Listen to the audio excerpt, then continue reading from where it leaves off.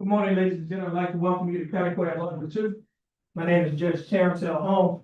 I'm the presiding judge here at County Court at Law Number 2. This morning, you have been asked to come to court for what is called an arraignment.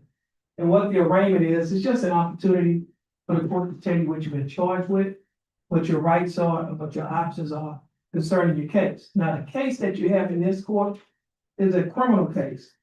It is a misdemeanor case. Criminal cases are divided into felonies and misdemeanors. Now, your felony cases are your more serious type of criminal offenses, whereas your misdemeanor cases are commonly referred to as petty offenses. Does not mean that they're not serious. It just means that they're not as serious as a felony case. Now, when I use the term serious, what I'm talking about the facts of the case and the possible punishment that a person can get if they're convicted of the offense. Now, felony cases are divided into 5 categories. We'll start at the top, work our way on down to the bottom. You have the capital murder, first-degree felony, second-degree felony, third-degree felony, and the state jail felony. Now, if a person is convicted of a state jail felony, the range of punishment is minimum 6 months to a maximum of 2 years in the state jail and a fine that does not exceed or cannot be above $10,000. If a person is convicted of a third-degree felony, the range of punishment is minimum 2 years to a maximum of 10 years in the state penitentiary and a fine that cannot be above $10,000. If a person is convicted of a second-degree felony, the range of punishment is minimum 2 years to a maximum of 20 years in the state penitentiary, and a fine that does not exceed $10,000. If a person is convicted of a first-degree felony, the range of punishment is minimum 5 years to a maximum of 99 years or life in the state penitentiary, and a fine that does not exceed $10,000. If a person is convicted of a capital murder, which is the highest felony, the range of punishment is minimum life in the state penitentiary without the possibility of parole or death by lethal injection. Now, you don't have to worry about those type punishments because, as I mentioned to you, your case is a misdemeanor case. Misdemeanors are divided into 3 categories. We'll start at the top, work our way down to the bottom. You have the Class A misdemeanor, the Class B misdemeanor, and the Class C misdemeanor. Class C misdemeanors, the range of punishment is by fine only. You cannot be given jail time. You only have to be given a fine, and the fine cannot be above $500. Now, the Class C cases of Class C misdemeanors start in the city court or the JP court. For example, if you're speeding, that's a Class C. Now, wearing your seatbelt is a Class C. Having an expired license sticker is a Class C. So those cases come to this court when a person is found guilty in the JP court, and then they appeal the case. The case comes up to this court, they get a hold of the trial. The punishment range does not change, it's still the same. $500 is the maximum you could be given in terms of a fine, and you cannot be given jail time. However, if you fail to pay the fine, or if the fine was converted to community service, and you fail to perform the community service, then the court can issue what is called a capious pro fine. What that means is it's a warrant for your arrest to either pay the fine or sit the fine out in jail. And if you sit the fine out in jail, for every 1 day that you sit in jail, you'll be credited $100 that will go toward the payment of your fine and court costs. Okay. Now, the next highest misdemeanor is Class B misdemeanor. The range of punishment for a Class B misdemeanor is minimum 0 days to a maximum of 180 days, which is 6 months in the county jail, or you could be given a fine that does not exceed $2,000, or you could be given both such jail time and a fine. Now, the highest misdemeanor is a Class A misdemeanor. With the class A misdemeanor, the range of punishment is minimum 0 days to a maximum of 365 days, which is a year in the county jail. Or you could be given a fine that does not exceed $4,000, or you could be given both such jail time and a fine. Now, you may be eligible for probation. There are two types of probation. One type of probation is called unadjudicated probation, and the other type of probation is called adjudicated probation.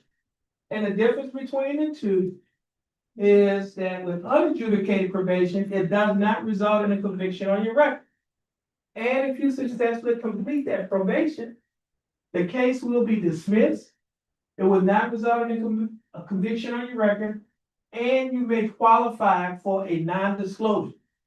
A non-disclosure basically means your record is sealed to the general public. So the general public cannot have access to that case. Why? Because it's sealed. Now, the operative word that I use is general public. And most of the public is the general public. However, there are some agencies that are listed in the Texas Code of Criminal Procedure that can have access, like the police department. But most of the public is the general public. So, for example, let's say you apply to a job at ExxonMobil. You have a non-disclosure that you had on a case, and ExxonMobil they do a criminal background check on you. Well, they do a criminal background check on you. They won't see the fact that you was on deferred adjudicated probation for this case. Why? Because it's sealed to them. They cannot see it. All right. Now, the next type of probation is called adjudicated probation.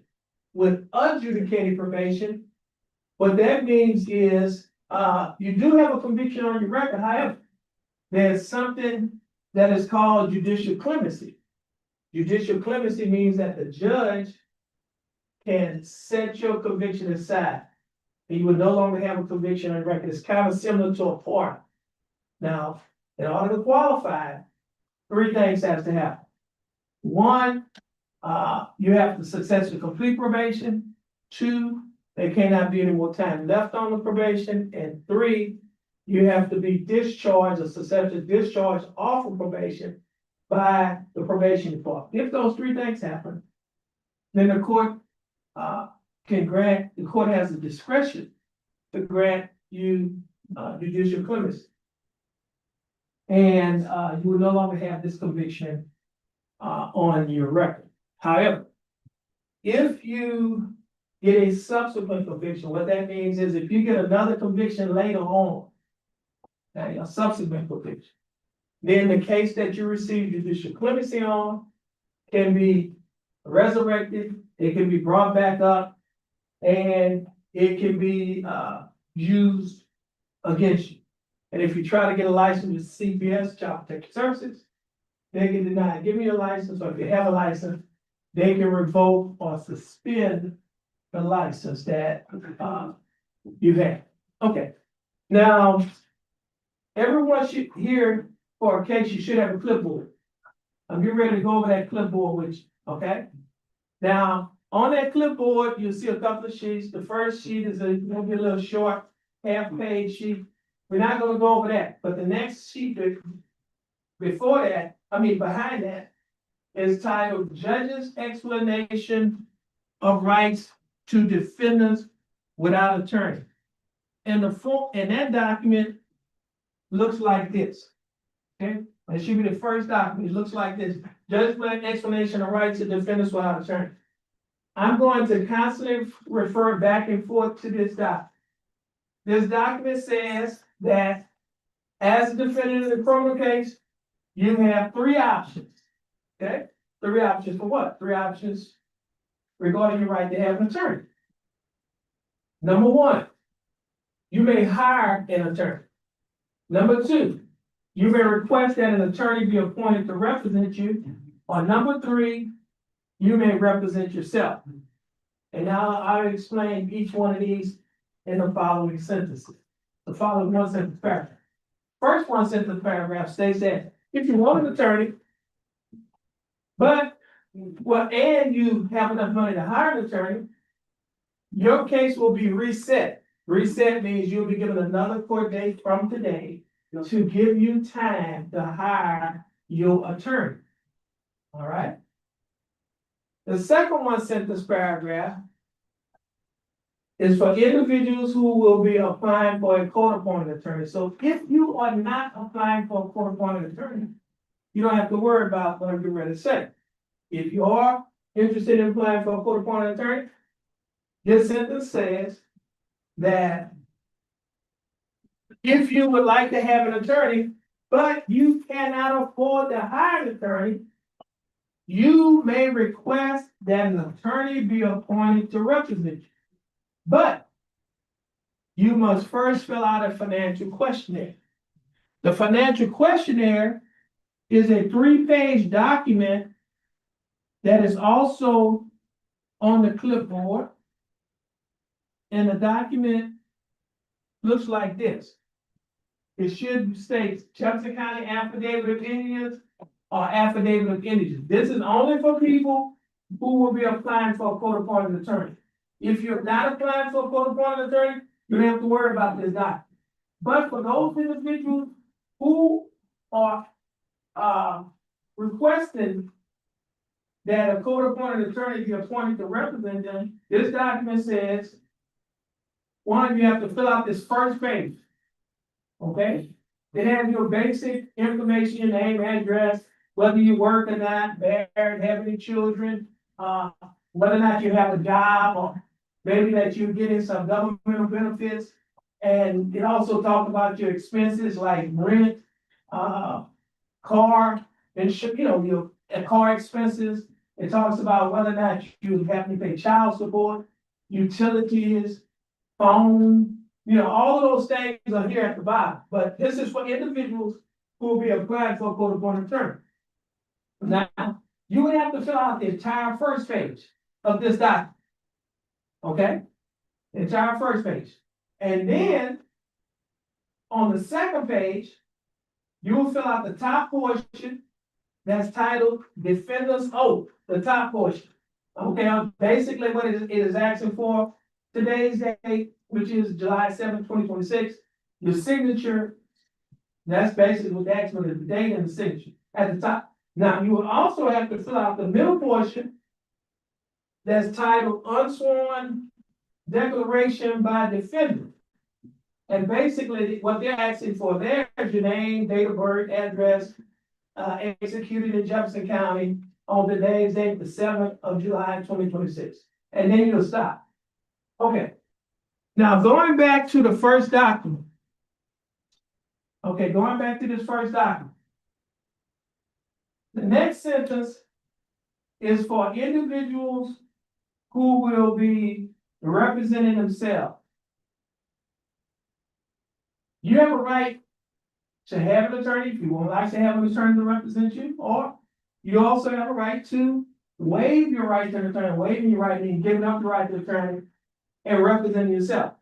Now, what this sentence is saying that if you represent yourself, you will have an opportunity to talk to the prosecutors or the assistant criminal district attorneys about your case. Well, let me explain that to you. If you have an attorney representing you, your attorney will talk to the assistant district attorneys about your case. They'll be talking to them on your behalf. If you're representing yourself, guess what? You're your own attorney. So you can talk to them on your own behalf. We have 4 assistant criminal district attorneys in court. You'll have an opportunity to talk to them to see if you can work out a settlement on your case. A settlement, what we call that a plea bargain. It's just a settlement way. If see if you can work out a settlement. If you are able to work out a settlement, fine. If you're not able to work out a settlement, fine, that's as well. Now, this third one sentence paragraph states that you may not speak to the prosecutors about your case, that is, if you're representing yourself, unless you first sign a waiver of your right to have an attorney. But individuals will be representing themselves you'd have to sign, read and sign this document that is titled waiver of counsel for purposes of entering guilty plea or proceeding to trial. Okay? And this is a waiver. You'd have to read and then sign and date this document, then you'll have an opportunity to talk to one of the prosecutors. Now, going back to this document, for individuals who will be representing themselves, there's a paragraph in block form, second to the last paragraph. Now, this is only for people who will be representing themselves. It states that, be aware that there are dangers and disadvantages of self-representation. Waiving your right to the attorney and representing yourself may result in the worst outcome for you, including your case, including the loss of significant rights and opportunities relating to military service, possession of a firearm, housing and public benefits, child custody, immigration status for non-citizens, and employment. Now, this last one sentence paragraph, the last paragraph down here, one sentence paragraph, it states that you may change your mind at any time and request that an attorney be appointed to represent you. What that means is, if you are representing yourself, you may change your mind at any time and ask for an attorney to be appointed to represent you. So, for example, let's say you're representing yourself and you want to talk to just one of the prosecutors to see if y'all can work out a plea bargain or settlement on your case. And let's say you have in mind, you want to see if you can get maybe a fine, or pay a fine. And then you talk to the prosecutor. The prosecutors say, well, no, I'm not gonna offer a fine, but I will offer you probation. You say, well, no, I don't want probation. And then you can say, well, judge, I changed my mind, I want to represent myself. I want to apply for a court-appointed attorney. Okay, in essence, at any point you can change your mind and ask the court to appoint an attorney to represent you. That's what this one sentence paragraph is saying. Okay, now at the bottom of this document, right here in bold letters, it says defendant's choice. Mark initials next to only one choice. Everybody here for a case is going to put your initials on one of these 5 lines.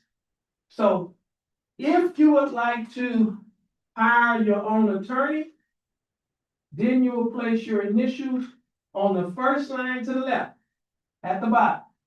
That's for individuals who like to hire their own attorney. You put your initials there, you'll sign this document, and dated today's date, again, today's date is July 7th, 2026, and this is the only document you would have to sign, and then you'll stop. Okay? That's for individuals who will be hiring their own attorney.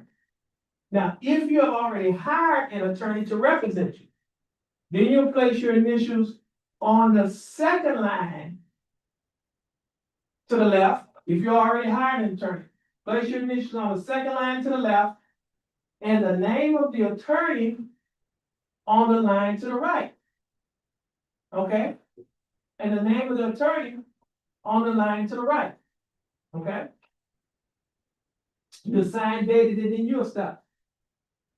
If you would like to apply for a court-appointed attorney, then you'll place your initials on the third line to the left,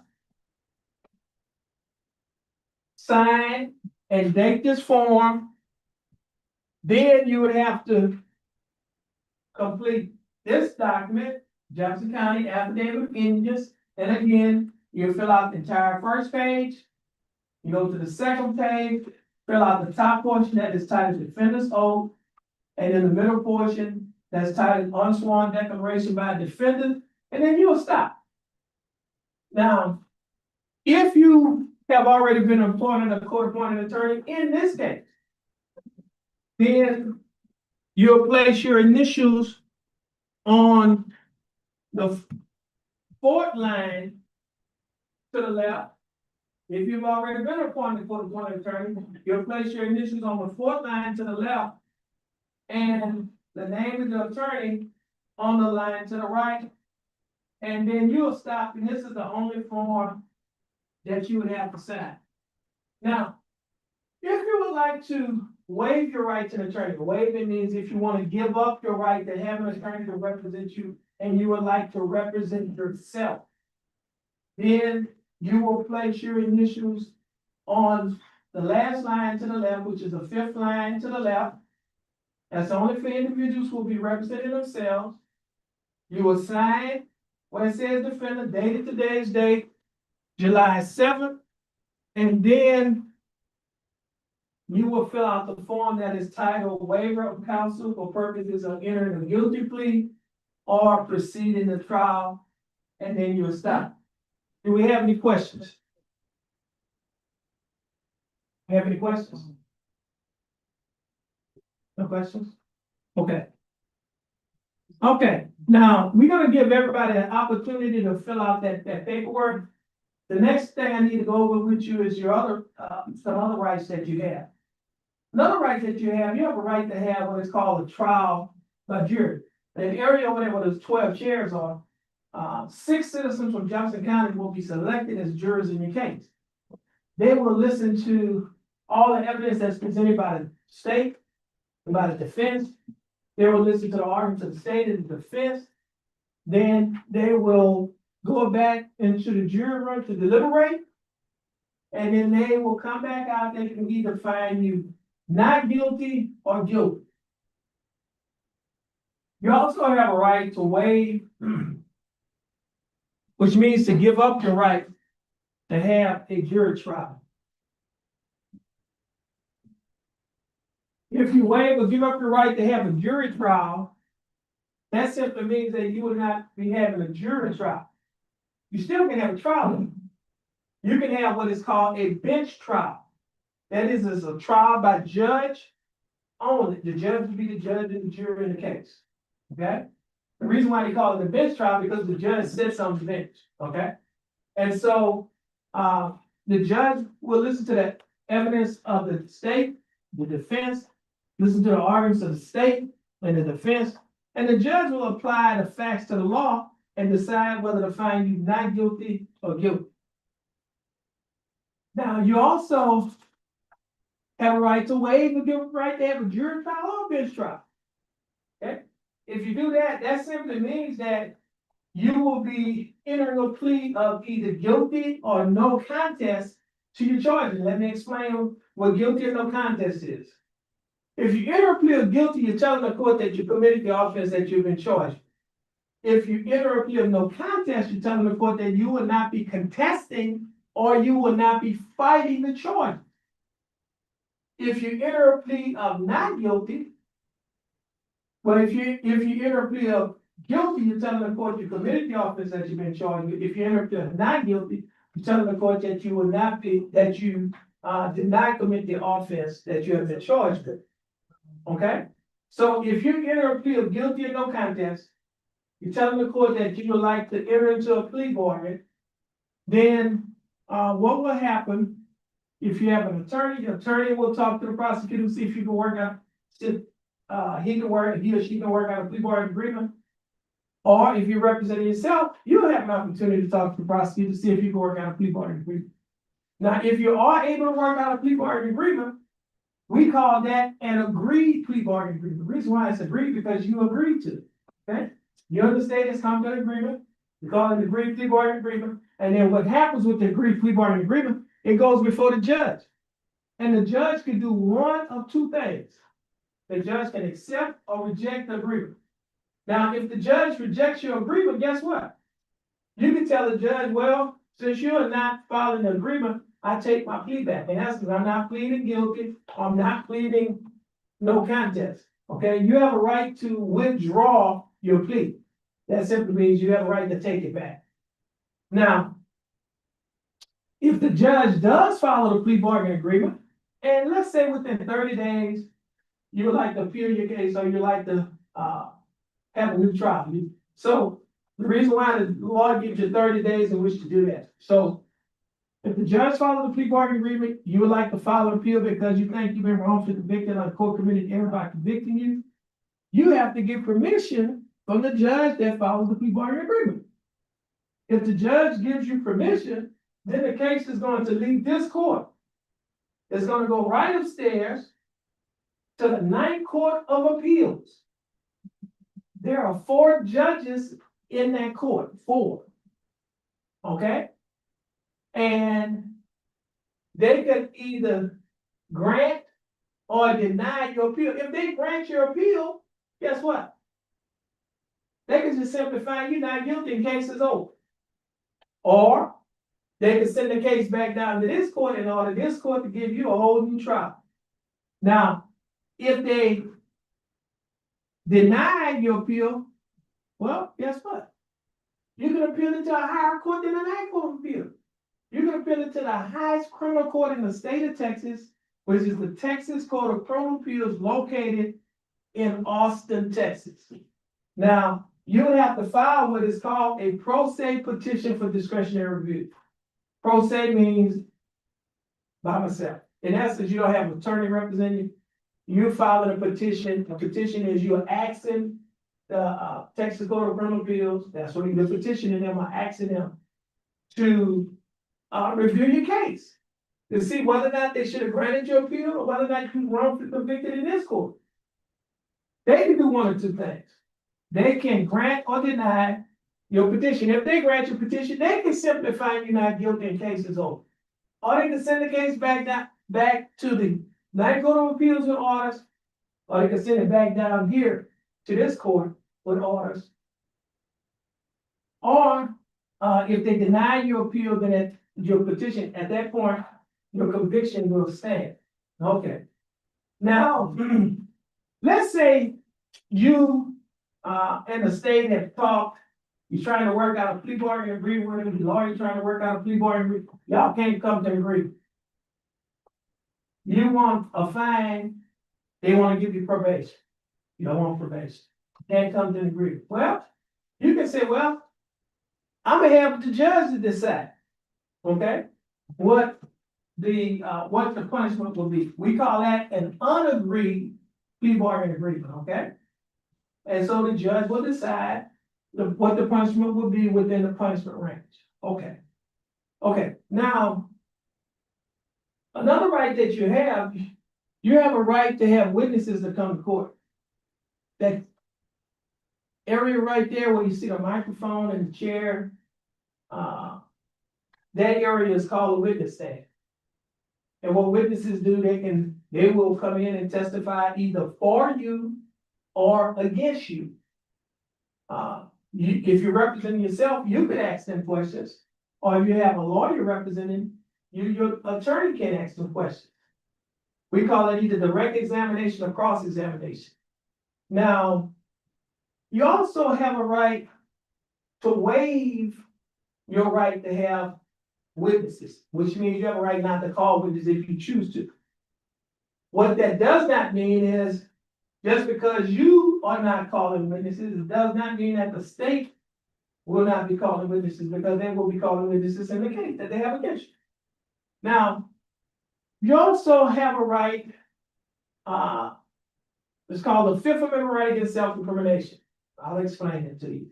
What that means is the Fifth Amendment of the United States Constitution gives us the right to remain silent. What that means is the state, the government, the district attorney's office cannot force you to take the witness stand if you exercise your Fifth Amendment right against self-incrimination.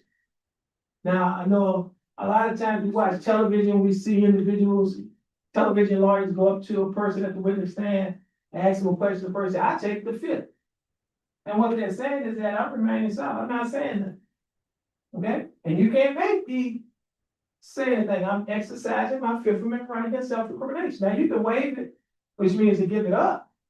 Now, if you waive it or give it up, then you will be testifying. But you have a Fifth Amendment right against self-incrimination.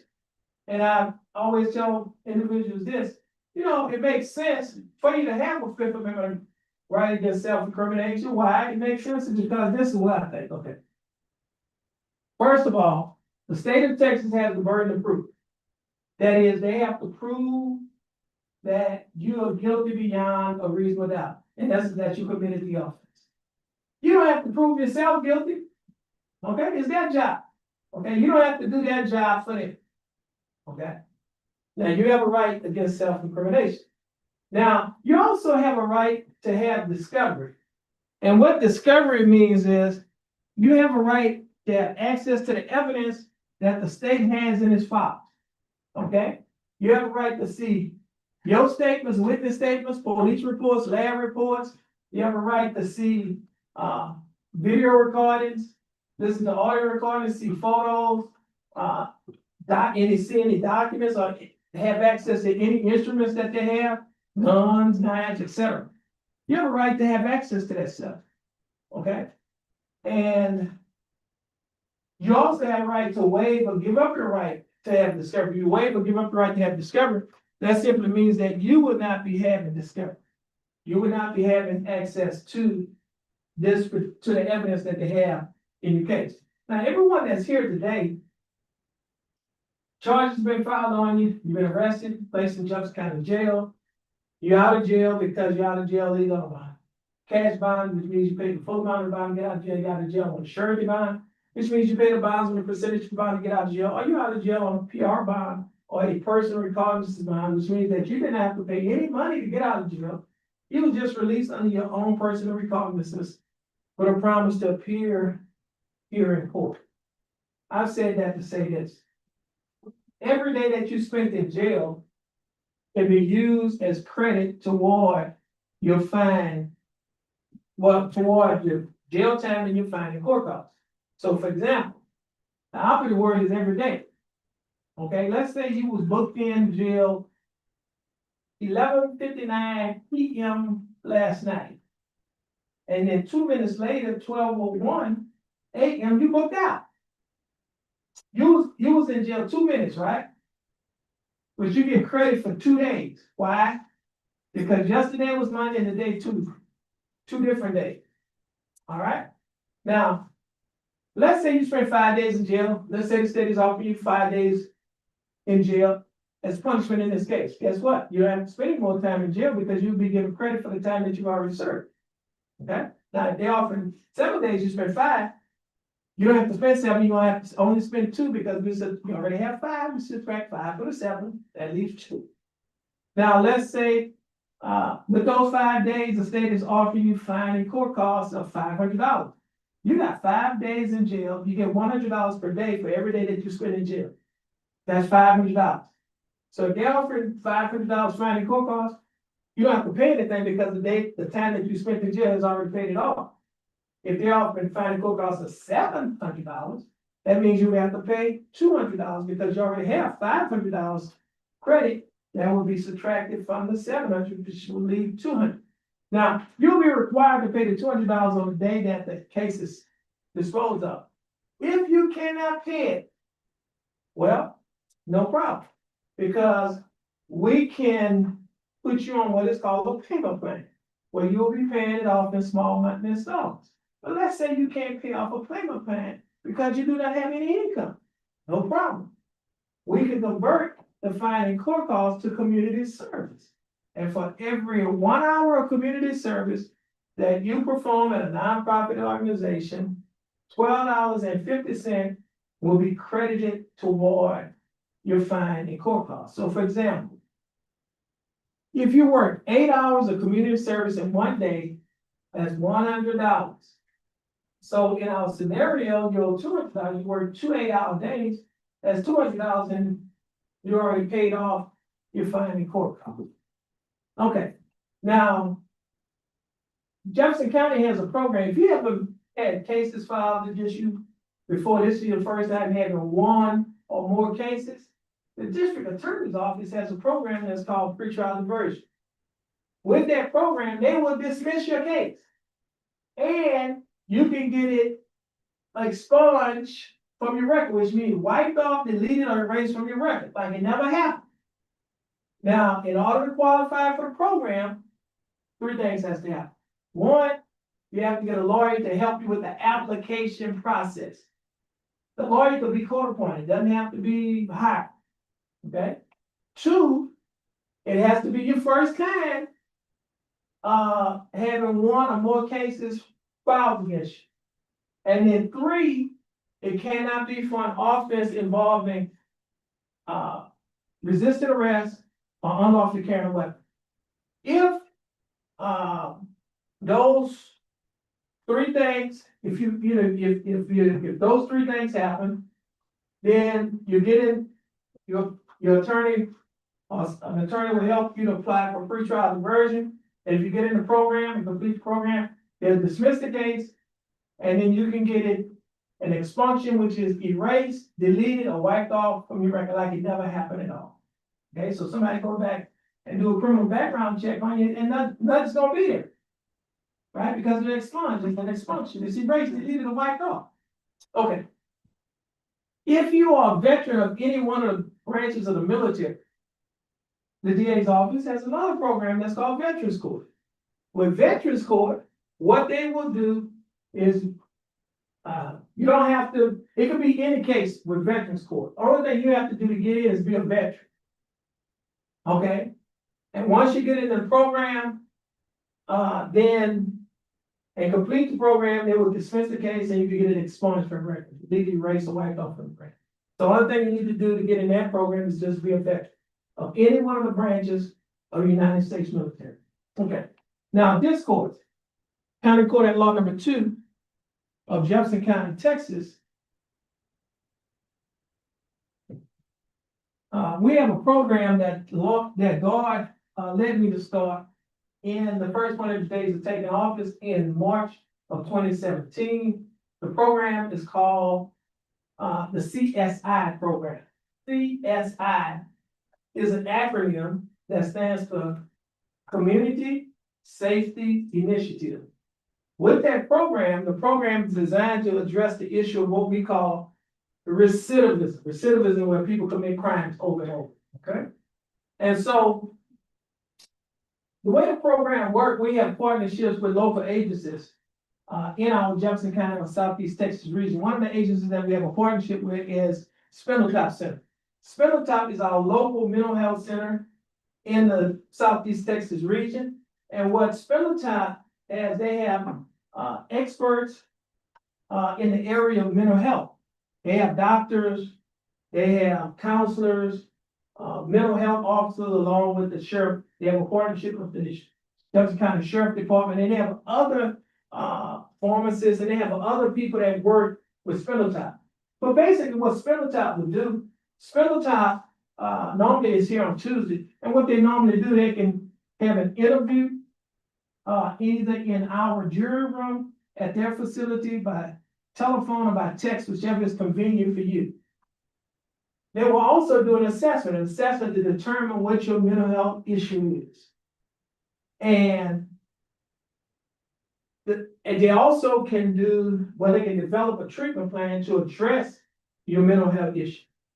Now, you do not have to be incompetent or insane to participate in the program.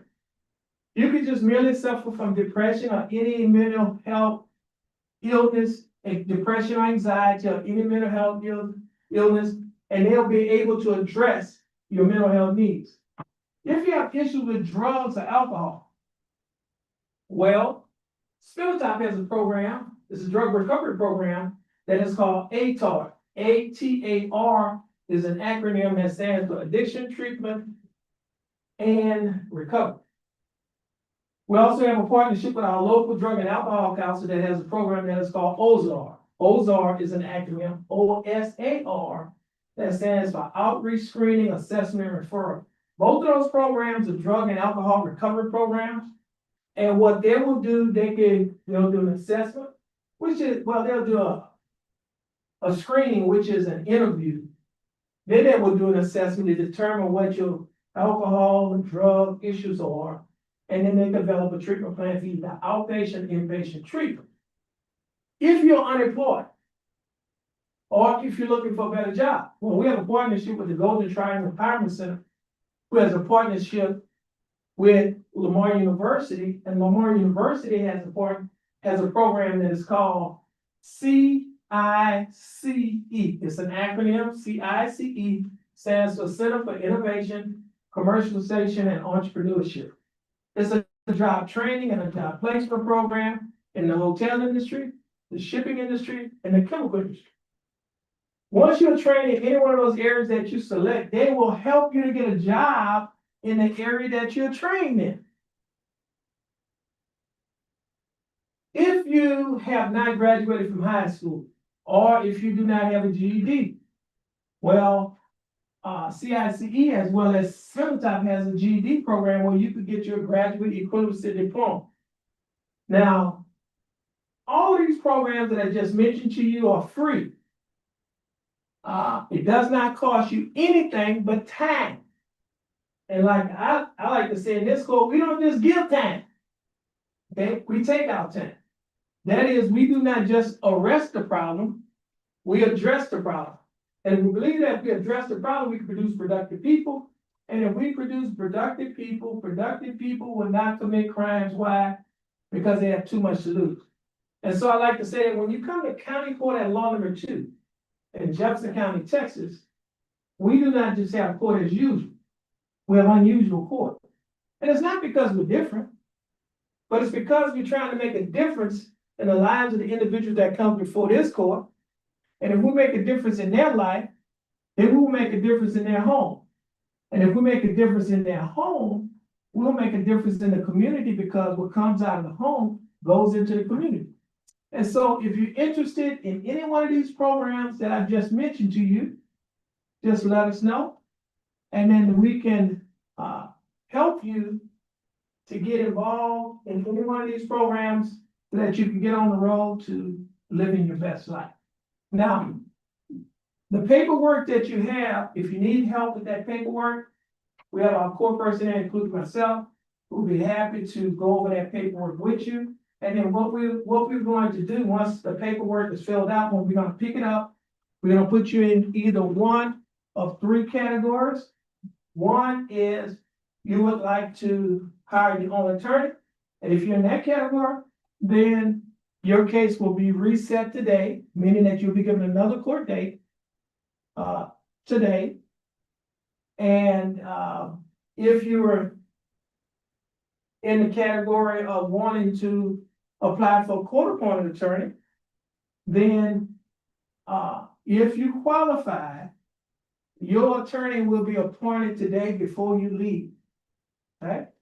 And then the final category is if you would like to waive your right to an attorney and represent yourself, then you'll have an opportunity to talk to the prosecutors. If you're able to work out a plea bargain agreement, your case will be taken care of today. Okay? Now, it's going to take us, oh, by the way, that first document that is titled Judge's Explanation of Rights to Defendants Without Attorney, you'll see at the top left-hand corner, it says the state of Texas versus, and then there's a line. Print your name on that line. The reason why is because if your handwriting is like mine, sometimes I can't read it. So print it so that we can read it, so we'll know who this document is for. Okay. Now, it's gonna take us a few minutes to finish picking up the paperwork from you. If you need to use the restrooms, there are 2 restrooms outside. The men's restroom is in front of the county court at law number 3, which is right next door. And the women's restroom is on the opposite side of the hall, in front of the 172nd District Court. You'll be allowed to go out and use the restrooms. Please do not leave the courthouse. If you leave the courthouse and your neighbors call, you're not here, guess what?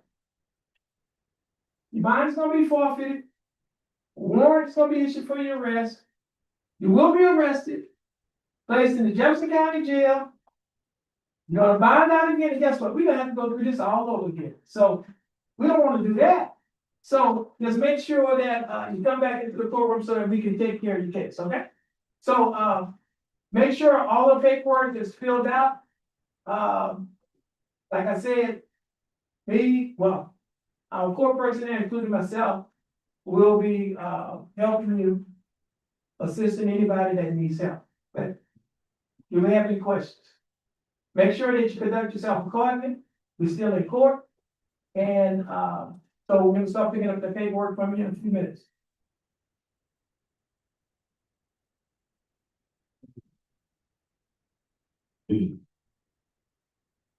Make sure you come to the paperwork before you go.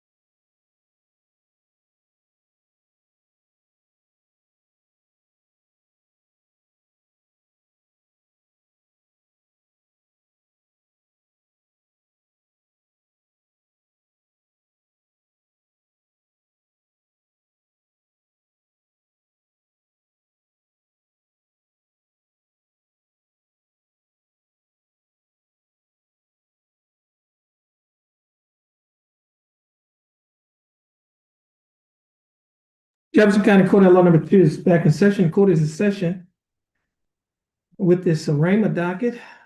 First case is cause number 26CCCR 0922. Case is style of state of Texas versus Ethan Rodney LeMay.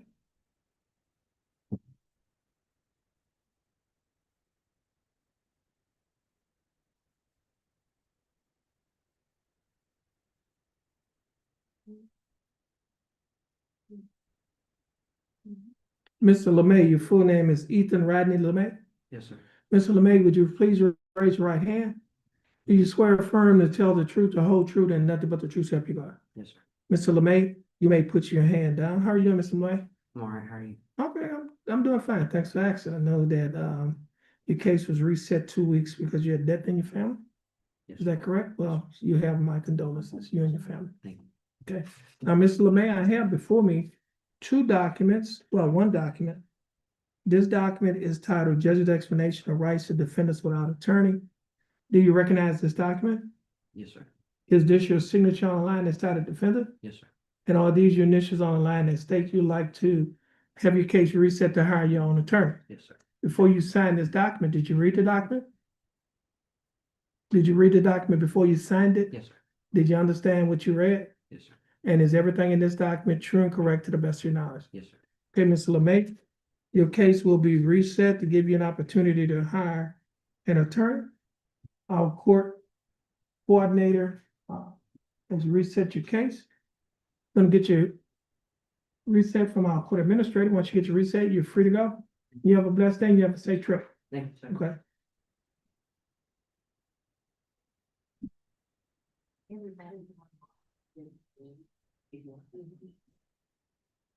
Everybody's going. Oh, I thought you said born on.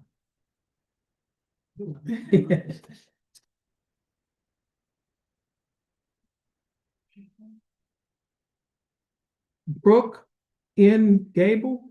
She still does her. Okay.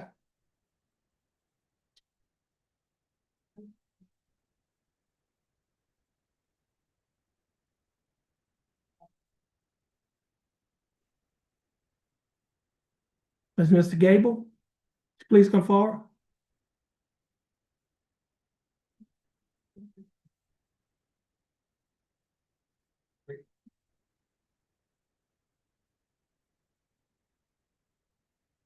You can stand in front there.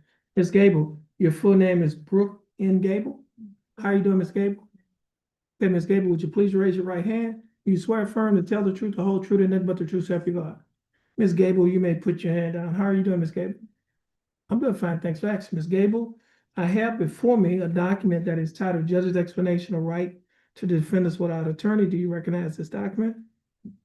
Is this your signature on the line that's titled Defendant? And are these your initials on the line that state you would like to have your case reset to hire your own attorney? Now, before you sign this document, did you read the document? Did you understand what you read? Is everything in this document true and correct to the best of your knowledge? Okay, Ms. Gable, your case will be reset to give you an opportunity to hire your attorney. Our court administrator will give you reset. Once you get your reset, you're free to go on your best day. Thank you. Well.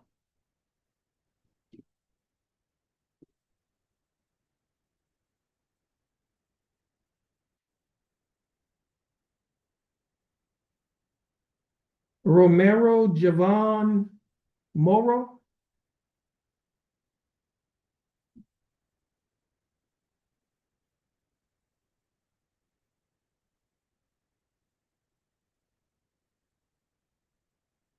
Mr. Moro, your full name is Romero Javon Moro? Yes, sir. Mr. Moro, would you please raise your right hand? Do you swear affirm to tell the truth, the whole truth, and nothing but the truth, so help you God? Yes, sir. Mr. Moro, you may put your hand down. How are you doing, Mr. Moro? I'm doing good, sir. You doing good? That's good. Now, Mr. Moro, Yes. I have before me a document that is titled Judge's Explanation of Rights to Defendants Without Attorney. Do you recognize this document? Yes, sir. Is this your signature on the line that's titled Defendant? I don't have a signature on there. Just put it in this. Okay, Miss Mosby, Yes. did you hand this document back to him? He didn't sign.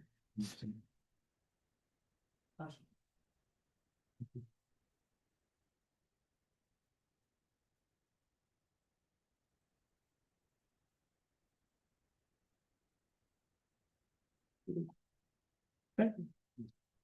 Now, you stated that these are your initials Yes, sir. on the line that states you'd like to have your case reset to hire your attorney, Yes, Your and Honor. this is your signature, is that correct? Yes, Your Honor. Now, Mr. Morrow, before you signed any initial this document, did you read the document?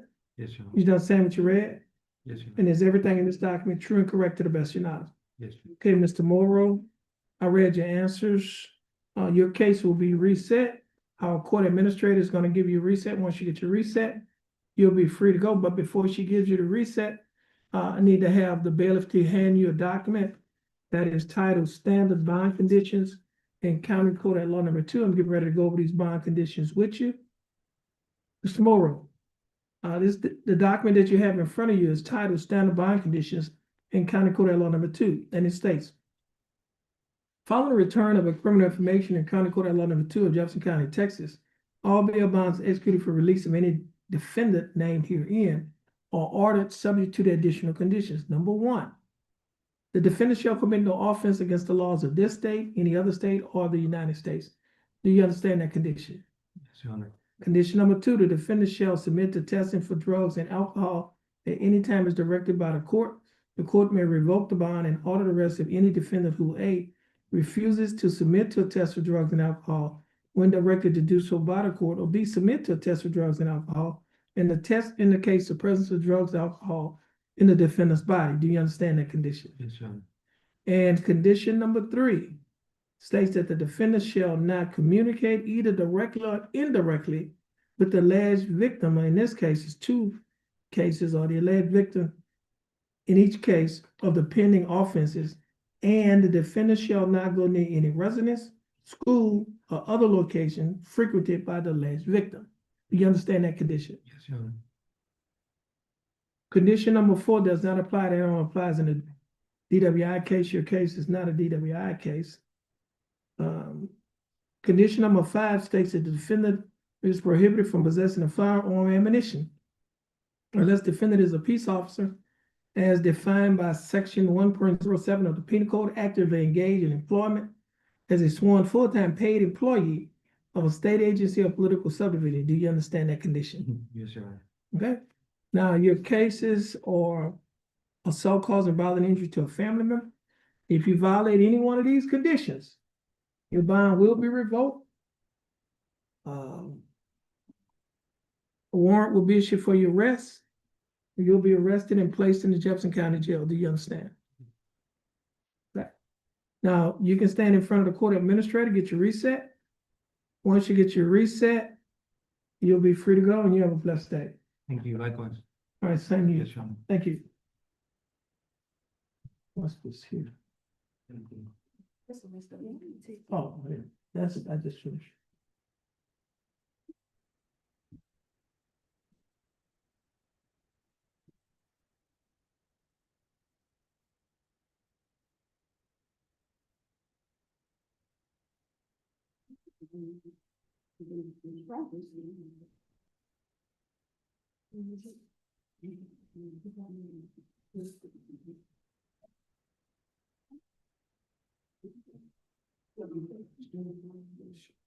Dominic Deshaun Holmes.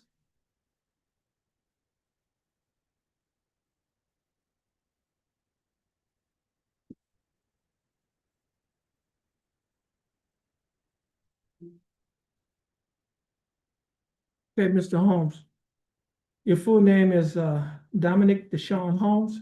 Mr. Holmes, would you please raise your right hand? You swear affirm and tell the truth, the whole truth, and nothing but the truth, so help you God. Mr. Holmes, you may put your hand down. How are you doing, Mr. Holmes?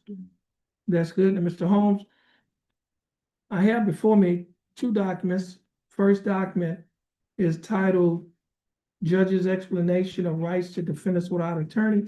You recognize this document? Is this your, you didn't even sign it. Ms. Mosby, didn't get him to sign this document.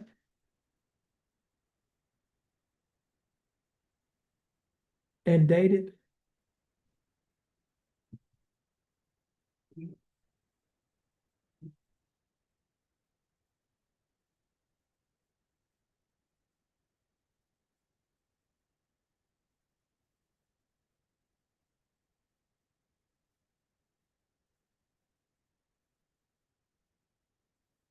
Okay, Mr. Holmes. I have before me a document that's titled Judge's Explanation of Rights to Defendants for our Attorney. You recognize this document? Yes.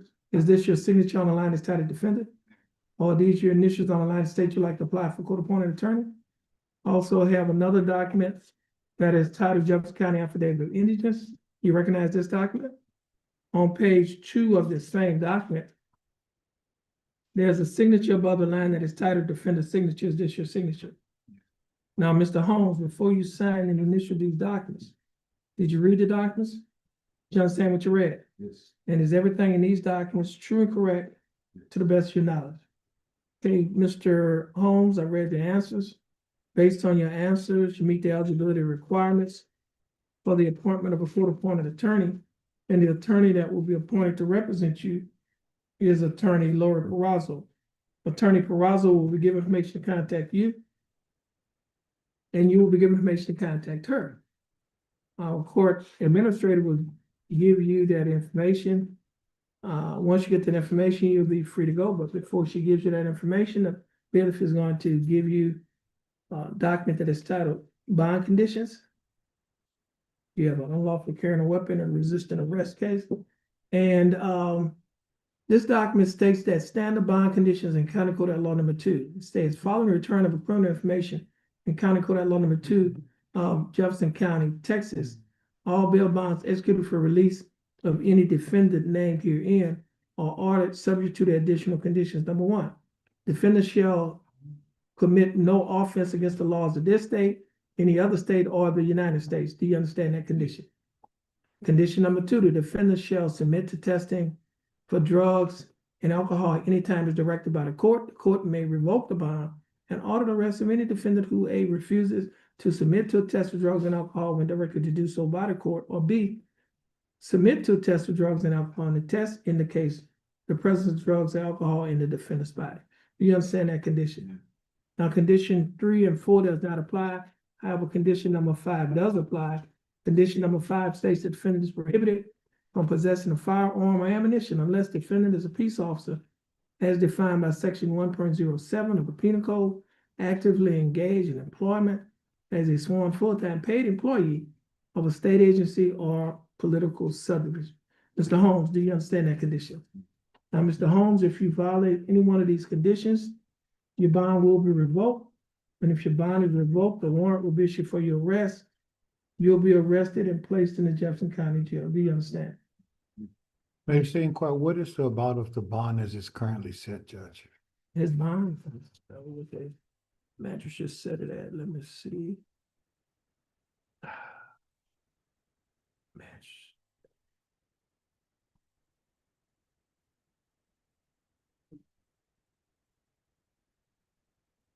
Did, okay, here we go, yeah, 2.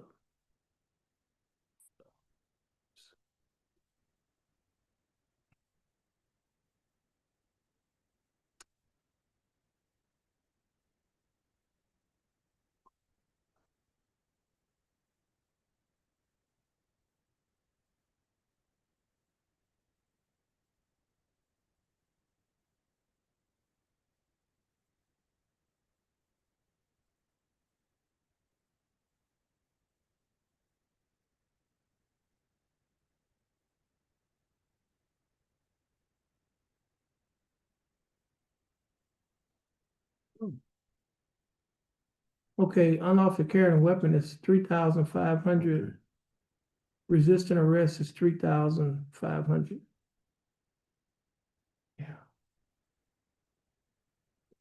And let me make sure. Sure, the bond, sure, the bond. And that bill bonds. Yes, 3,500 in each case. Thank you. You say Lori Perazzo? Yeah, that's his lawyer. That's who's been appointed. We'll stay where we follow the motion. Thank you, Judge. Okay. Okay.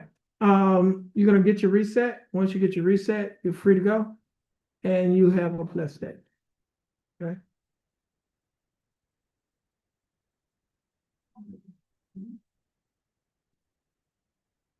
Let's see.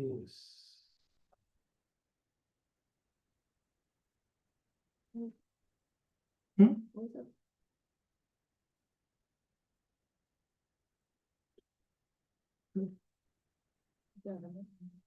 That's something else. Oh, here it is. No, and this is the other people. I didn't hand it to you.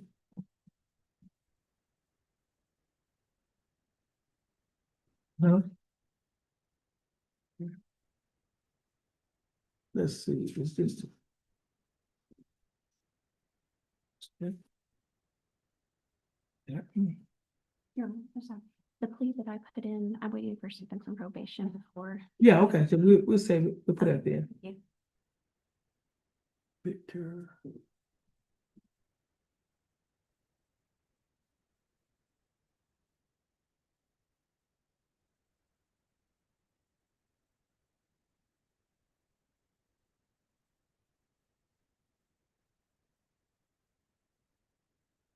Tajane Reese.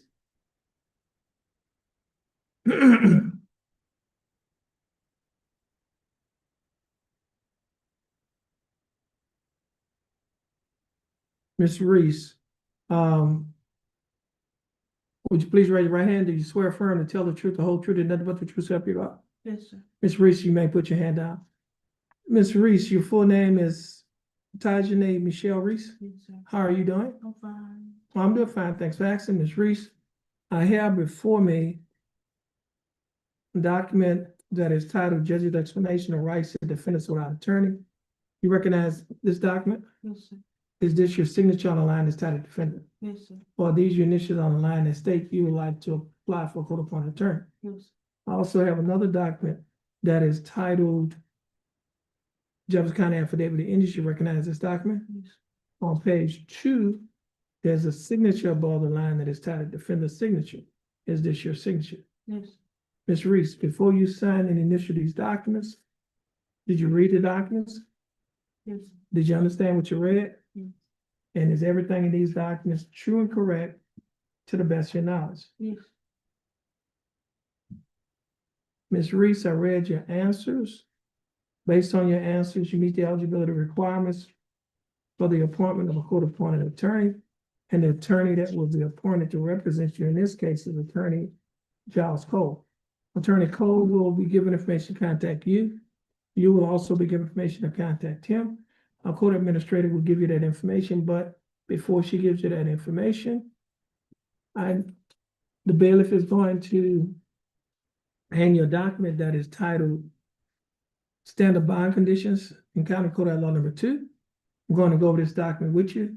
You have an assault case. This case, well, these bond conditions states, following the return of current information in County Court Law Number 2 of Jefferson County, Texas, all bail bonds executed for release of any defendant named herein are ordered subject to the additional condition. Number 1, defendant shall commit no offense against the laws of this state, any other state, or of the United States. Do you understand that condition? Yes, sir.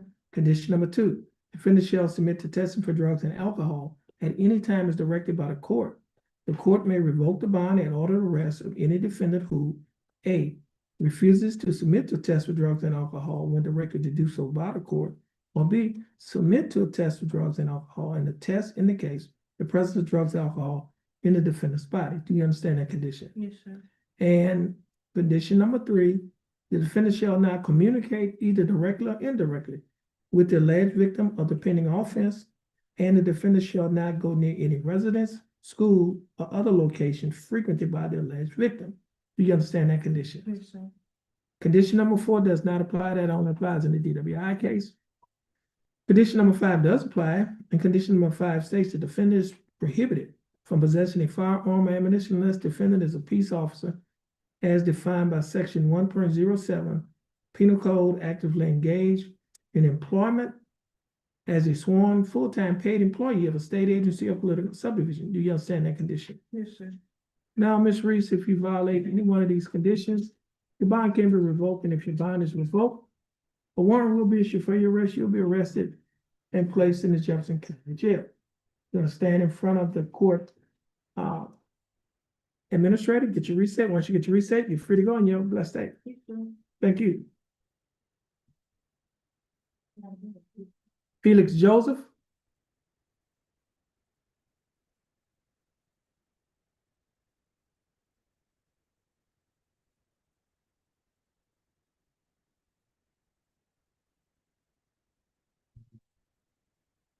Mr. Joseph, your full name is Felix Robert Joseph Jr. Yes, Mr. Joseph, would you please raise your right hand? Do you swear or affirm to tell the truth, the whole truth, and nothing but the truth, so help you God? sir. Mr. Joseph, you may put your hand down.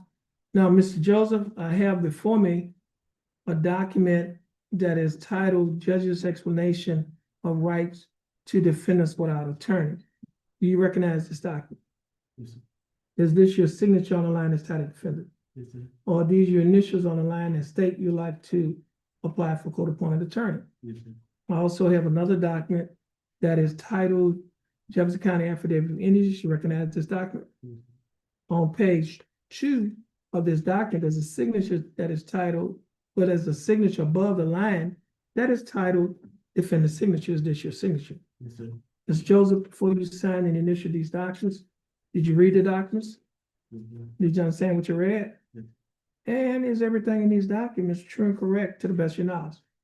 Mr. Joseph, read your answers. Based on your answers, you meet the eligibility requirements for the appointment of a court-appointed attorney. An attorney that will be appointed to represent you in your case is Attorney Todd LeBlanc. Our court administrator will give you your reset and give you information on how to contact Mr. LeBlanc. And Mr. LeBlanc will also be given information on how to contact you. Once you get your information from the court administrator, you'll be free to go and you have a blessed day. Yes, sir. Okay?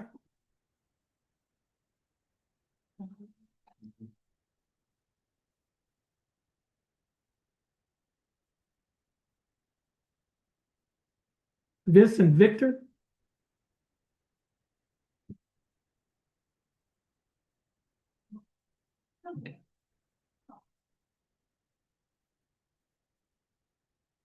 Okay, Mr. Victor, your full name, let's see, is Vincent Eli Victor? Yes, sir. Okay, Mr. Victor, please raise your right hand. Mr. Victor, do you swear affirm to tell the truth, the whole truth, and nothing but the truth, so help you God? Mr. Victor, you may put your hand down. How are you doing, Mr. Victor? You doing fine? That's good. I'm doing fine. Thanks for asking. Now, Mr. Victor, I have before me 2 documents. The first document is titled Judge's Explanation of Rights to Defendants Without Attorney. And do you recognize this document? Yes, And is this your signature on the line that's titled Defendant? yes, sir. Or are these your initials on the line that state you'd like to apply for court-appointed attorney? Yes, sir. I also have another document that is titled Jefferson County Affidavit of Indians. You recognize this document? On page 2 of this same document, there's a signature above the line that is titled Defendant's Signature. Is this your signature? Okay, now, Mr. Victor, before you sign and initial these documents, did you read the documents? Yes, sir. Did you understand what you read? Yes. And is everything in these documents true and correct to the best of your knowledge? Okay, Mr. Victor, I read your answers. Based on your answers, you meet the eligibility requirements for the appointment of a court-appointed attorney. And the attorney that will be appointed to represent you is Attorney John Macy. Attorney Macy will be given information to contact you, and you will be given information to contact him. Our court administrator will give you that information, but before she gives that information, the bailiff need to give you some bond conditions. I'm going to go over these bond conditions with you. Let's see, you're charged with a harassment charge. And these bond conditions are titled Standard Bond Conditions in County Court at Law, number 2. And it reads as follows. Following return of a criminal information in County Court at Law number 2 of Jefferson County, Texas, all bail bonds executed for release of any defendant named herein are ordered subject to the additional conditions. Number 1, defendant shall commit no offense against the laws of this state, any other state, or of the United States. Do you understand that condition? Yes, sir. Condition number 2, the defendant shall submit to testing for drugs and alcohol at any time as directed by the court. The court may revoke the bond and order the arrest of any defendant who, A, refuses to submit to a test for drugs and alcohol when directed to do so by the court, or B, submit to a test for drugs and alcohol, and the test indicates the presence of drugs and alcohol in the defendant's body. Do you understand that condition? Yes. And condition number 3, defendant shall now communicate either directly or indirectly with the alleged victim of the pending offense, and the defendant shall not go near any residence, school, or other location frequented by the alleged victim. Do you understand that condition? Yes. And condition number 4 does not apply. That only applies in the DWI case. Condition number 5 on the next page does apply, and it states defendant is prohibited from possessing a firearm or ammunition unless defendant is a peace officer as defined by section 1.07 of the Penal Code, actively engaged in employment as a sworn full-time paid employee of a state agency or political subdivision. Do you understand that condition? And condition number, we have condition number 7. It states that the defendant shall wear a global positioning monitoring system device and that's what is called a GPS or ankle monitor at the defendant's expense with written verification being submitted to the court within 3 days after the day. Do you understand that condition? Now, if you violate any one of these conditions, your bond can be revoked. And if your bond is revoked, the warrant will be issued for your arrest, and you'll be placed in the Jefferson County Jail. Do you understand? Okay. Now, you're gonna stand in front of the court administrator, get your reset. Once you get your reset, and she's gonna give you information on how to get the GPS. You can ready to say something? I was gonna ask you about condition number 3. So. Oh, condition number 3. What about it? So I'm just a student at Lamar University. And this, okay, and that other person, the victim goes to Lamar too, right? Yes, sir. Okay, state, need a prosecutor.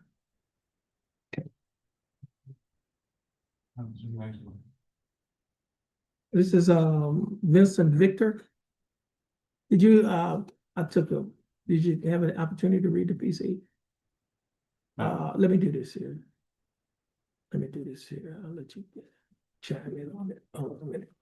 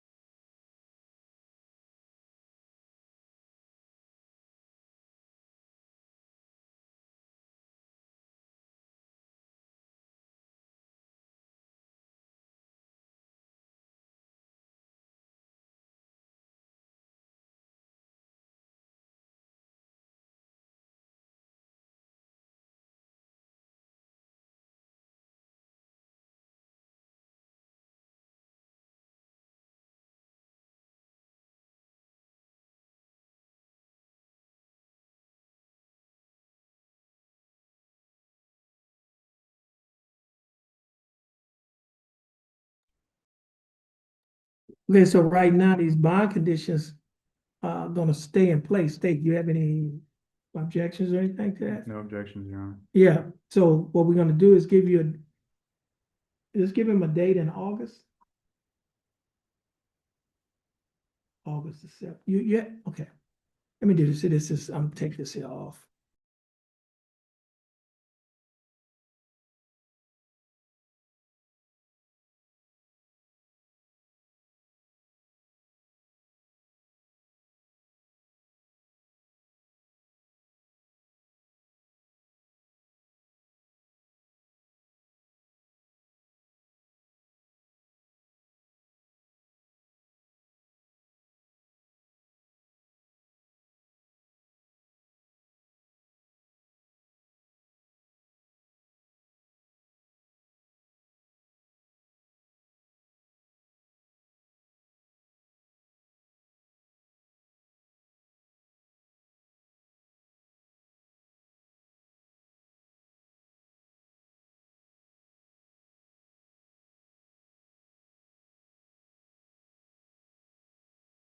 I live in Harris County, and the first judge said I can go there, but I have family and relatives. I missed a funeral due to my conditions. Okay, you say Harris County.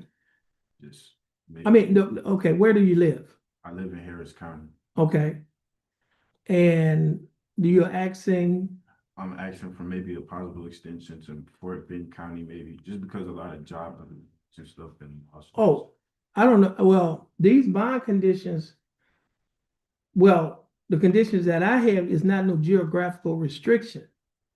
Okay, now, I don't know what your bondsman, I don't know the conditions that your bondsman have. I can't override those conditions if that's what you're asking. So they have a geographical restriction? Yeah, because when we was in the thing, there was like, okay, yeah, you can't leave Jefferson County, and I was like, wait, I'm just a student down here. I live in Harris County, and it was like, okay, in Jefferson County and Harris County, and then that was it. I mean, when you say, who When told I you went that? to when I was in county jail, it was Okay, what county? Was this Jefferson County Jail? yes, because this is where I got arrested at, but it was a college. I was on college campus. I would imagine you're saying the magistrate, did the magistrate tell you that? The judge told you It was that? affirmation like inside of the county jail, Affirmation, or what's the word? Arraignment. Inside Oh. of the county jail. Okay, hold on a minute, she's looking, hold on. I don't.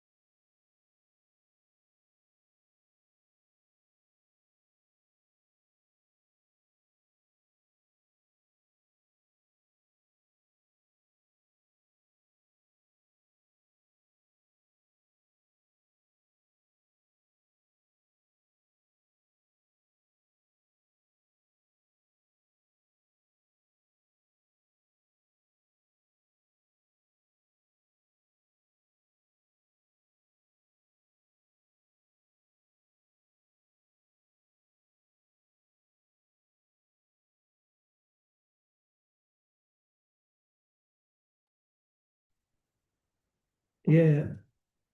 No contact of any kind with the victim. GPS remain in Jefferson County. Chambers, Harris. Okay. Okay, so those bond conditions stays in effect.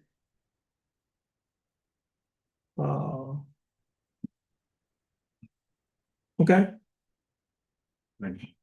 all right.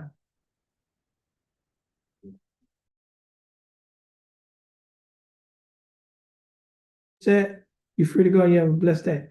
And when you come back, just update us on that.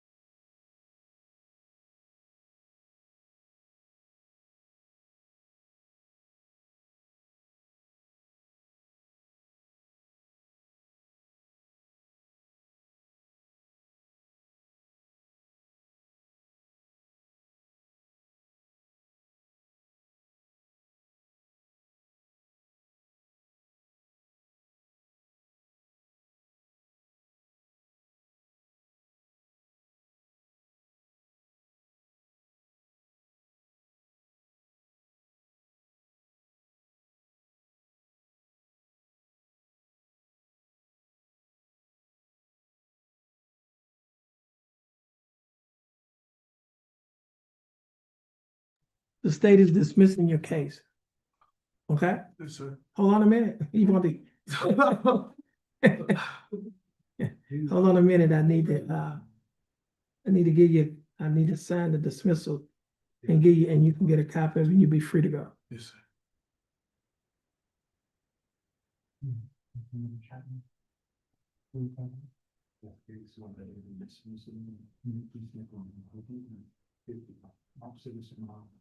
Waiting for this to Yes, sir. come up.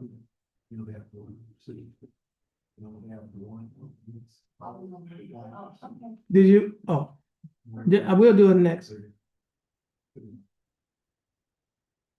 sent it back as three questions, never responded to it. Somebody else had to sign off, on after it came back in. Everything's not there. That's how we do that, so.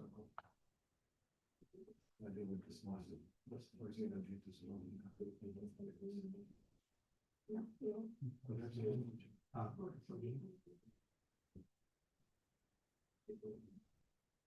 Yes.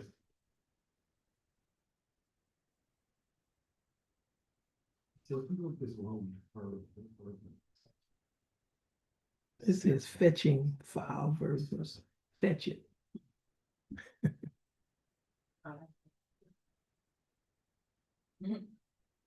Speaking of the. Here.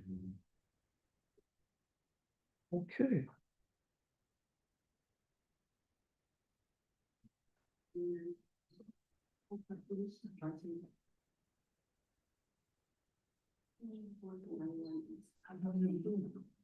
Nice. Okay. Okay, Mr. Davis, I'm signing the dismissal. You'll be able to get this copy of the dismissal from our court administrator. Once you get a copy, you're free to go and you have a blessed day. Yes. Appreciate it. You're welcome.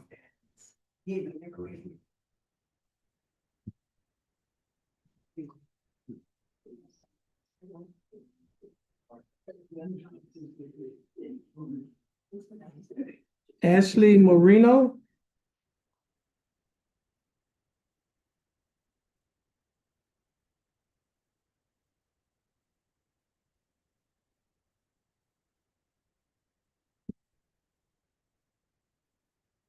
Weeks contact, right?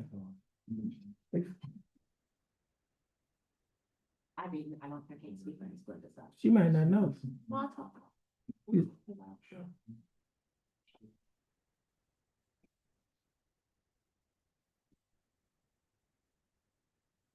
We need to get the word to.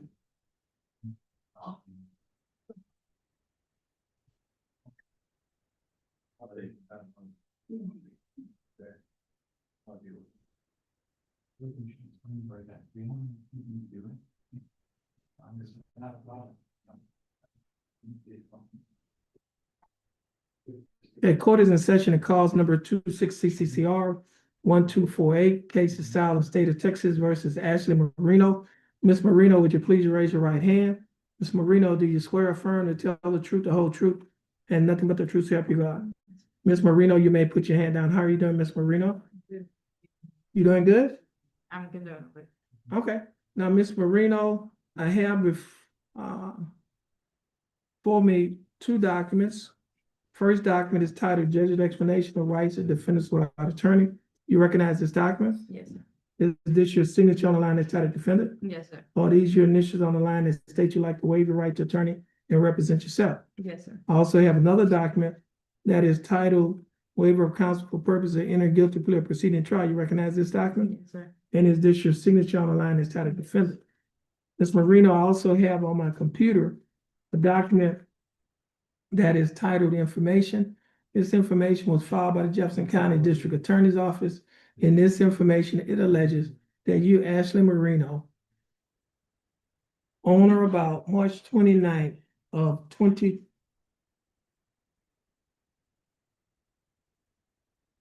I'm just looking here. She has before we go any further, she has a reckless driving. The maximum fine on a reckless driving is $200. Sorry, Daniel.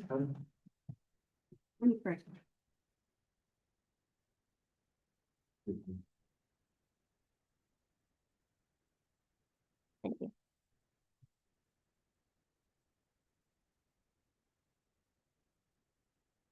We have to change the punishment range because it's fine at $200.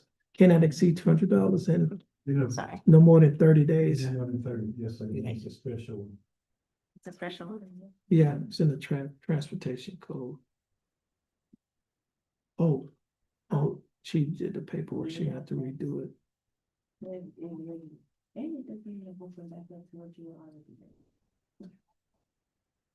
Correct. Mike, I wouldn't do that for my son. It's 26. 1, 2, 4.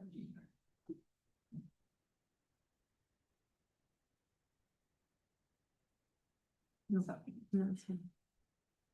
Okay.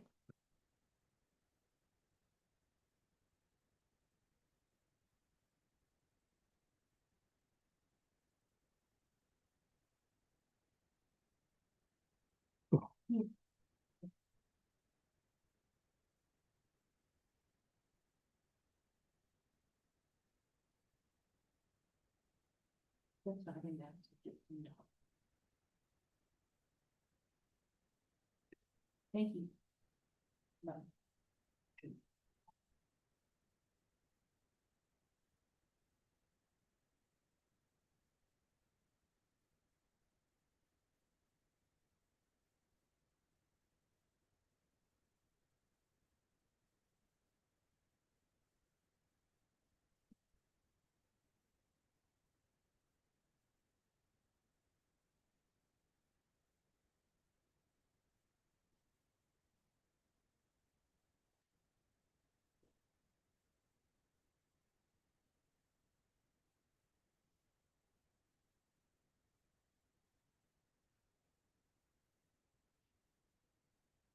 Okay.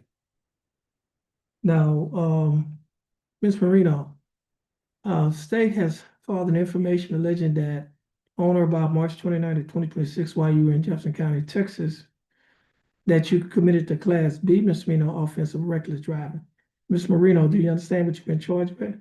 Yes, sir. To this charge, how did you plead guilty? Not guilty, no contest. No contest. Now, you pleaded no contest freely and voluntarily? Yes, sir. And are you pleading no contest because you do not wish to fight or contest the charges? That's what no contest means. It's with the probation, right? No contest means you're not fighting or contesting the charges. Okay. Now, Ms. Marino, I also have before me a document that is titled Misdemeanor Plea Admonishments. You notice I made some changes. The changes that I made, I erased 180 days and I put 30 days there. and I erased $2,000 and I replaced it with $200. So the punishment range for a Class B misdemeanor, reckless driving is minimum, or a fine that does not exceed $200, and jail time cannot exceed 30 days. Do you understand that? On page 2 of this same document, there are 2 sets of initials. First set of initials, AM, are on a line next to a box that's checked no potential, which means no contest. Did you place your initials on this document? Yes, sir. The second set of initials are on a line next to a statement that reads, I do not request discovery. I waive my right to discovery in this case, and I choose to enter a plea of guilty and no contest. Did you place your initials in the second location? On page 3 of the same document, there's a signature above the line that is titled defendant's signature. Is this your signature? Yes, sir.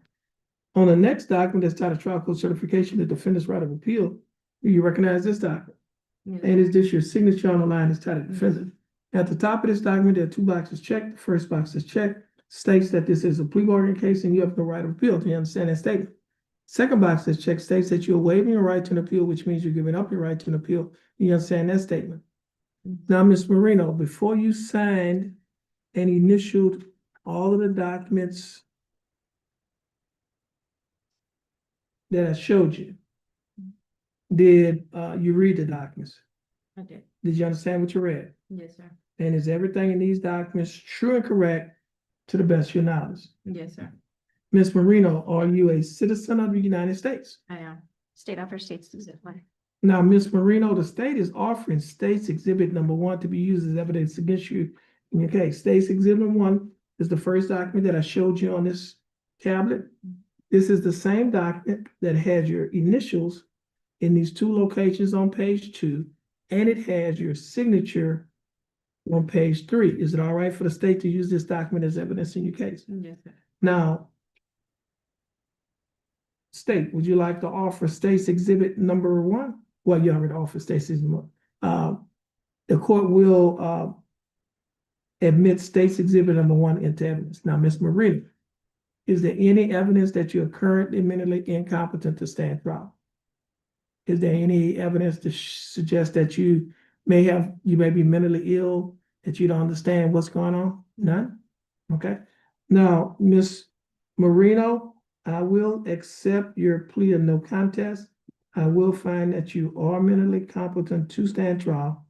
I will also find that your plea and waivers were freely and voluntarily given.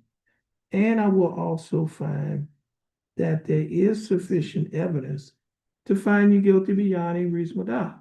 State, do we have a plea bargain agreement? We do, Your Honor. And what is that agreement? 1 year deferred probation, $200 fine, and 40 hours community service. And there's also the permit that we need to. Because that's 1 year deferred. What is that? A travel permit. I've spoke to Oh. probation. Okay. Well, 1 year deferred, $200 fine plus court costs. How many? 40 hours of community service. Okay. 200. What's the court cost? 340.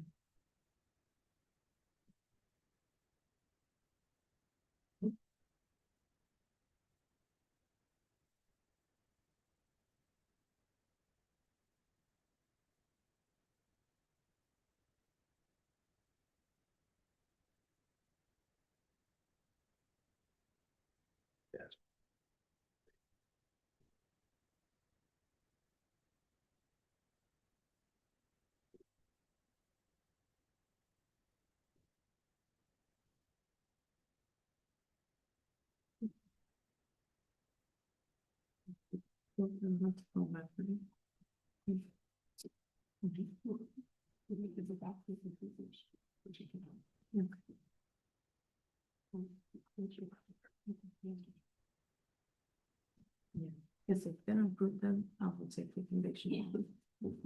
Okay, Ms. Moreno, the state is offering that you serve 1 year deferred adjudicated probation during the 1 year probationary period, you will be required to pay a fine of $200, plus court costs of $340. You'll be required to pay a probation fee of $60 a month, your analysis fee of $15 a month, and a reimbursement fee of $15. Your total monthly installments, that is a total amount that you will be required to pay each month while you're on probation, is $132 a month. Will you be able to pay the $132 each month? Yes. You will also be required to perform 40 hours of community service and adhere to or follow the other standard terms of this probation. Now, Ms. Marino, do you understand the state's offer?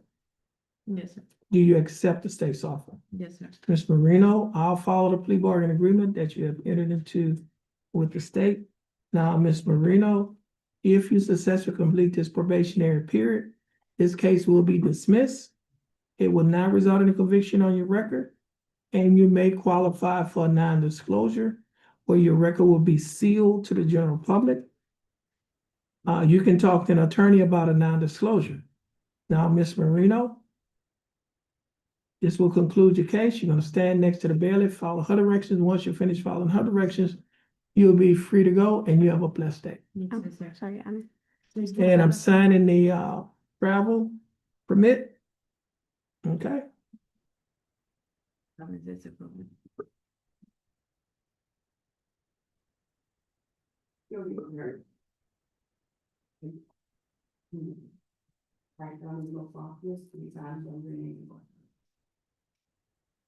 and that's also part of the plea bargain. Okay. All right.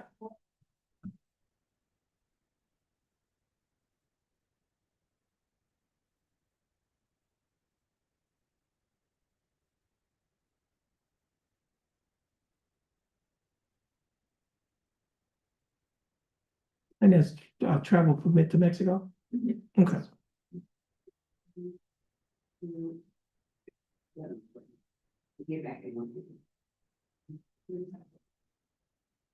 Alexis Mint, is that Alexis? Alex?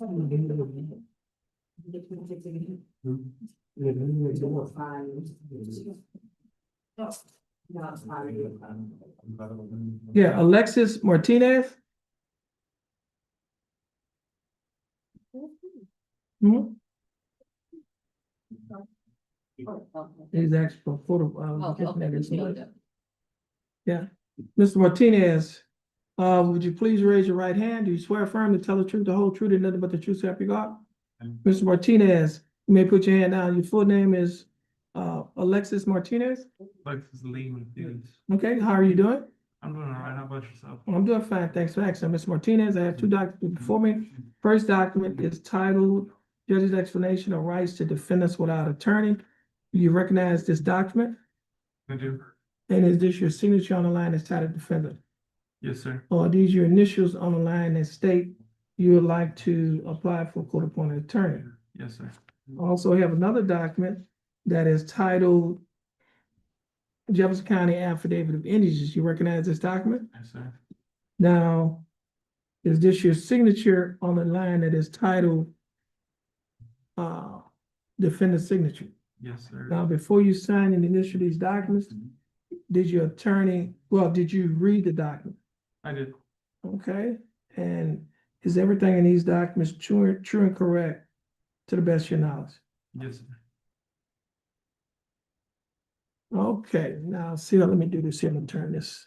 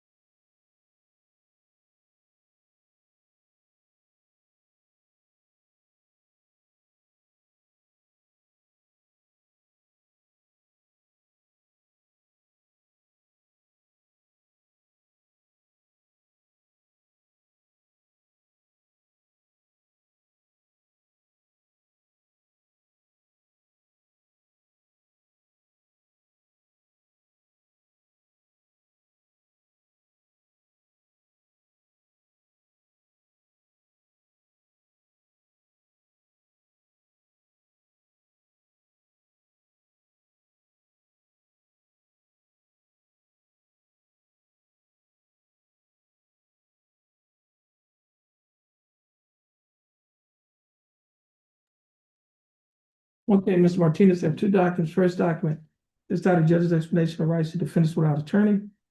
You recognize this document, Yes, sir. and all these your initials on the line that state you like to waive your right to attorney Yes, sir. and represent yourself, and this is your signature on the line that's titled defendant.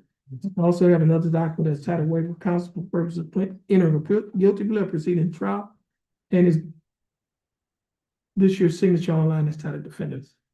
Okay, before you sign and initial these documents, did you read the documents? I did. Did you understand what you read? Yes, sir. And is everything in these documents true and correct to the best of your knowledge? Yes, sir. Okay, Mr. Martinez, just have a seat and prosecutor will talk to you. Ms.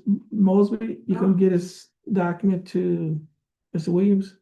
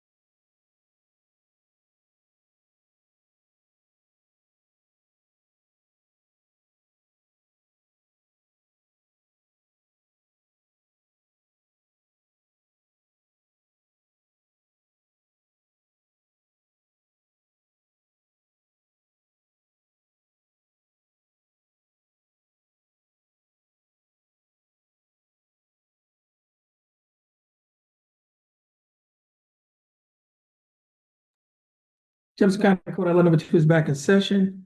The court is in session and calls number 26CCCR 1306, case is style of state of Texas versus Alexis Martinez. Mr. Martinez, would you please raise your right hand? You swear affirm to tell the truth, the whole truth, and nothing but the truth, so help you God. Yes, sir. Mr. Martinez, you may put your hand down. Mr. Martinez, I have before me two documents. First document is titled Judge's Explanation of Rights to Defendants Without Attorney. Do you recognize this document? I do. Is this your signature on the line that's titled defendant? Yes, it is. And are these your initials on the line that state you like to waive your right to attorney and represent yourself? Yes, sir. I also have another document that is titled Waiver of Counsel for purposes of entering guilty plea or proceeding to trial. Do you recognize this document? Yes, sir. And is this your signature on the line that's titled defendant? Yes. Mr. Martinez, I also have on my computer a document that is titled Information. This information was filed by the Jefferson County District Attorney's Office. In this information, it alleges that you, Alexis Martinez, on or about April 8th of 2026, while you were in Jefferson County, Texas, that you committed the Class B misdemeanor offense of theft of property that had a value greater than or equal to $100 but less than $750. Mr. Martinez, do you understand what you have been charged with? Yes, sir. And to this charge, Ms. Martinez, how do you plead? Guilty, not guilty, and no contest? Confident. Are you pleading no contest freely and voluntarily? Yes, sir. And are you pleading no contest because you do not wish to fight or contest these charges? Yes, sir.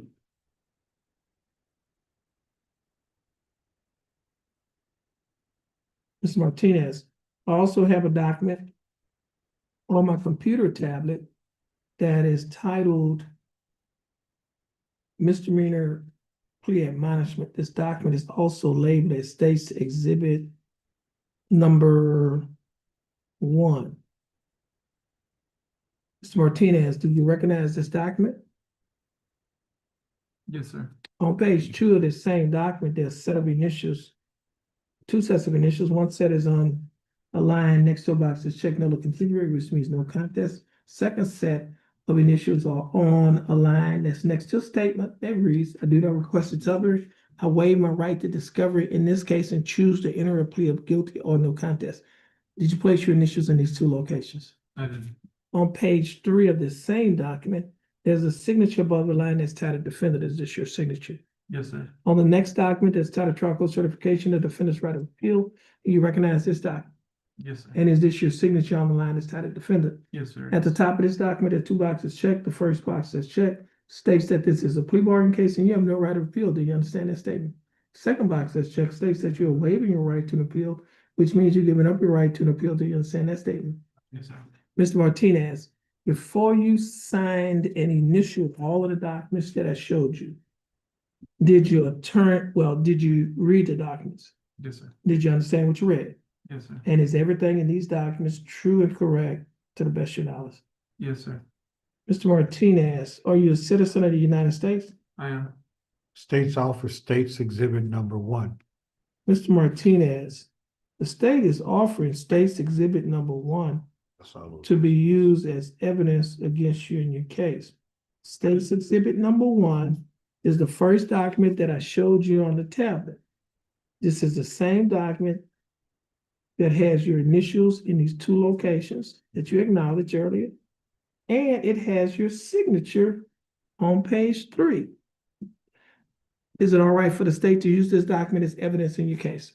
Yes, sir. Okay, no objection. State's Exhibit number 1 is admitted.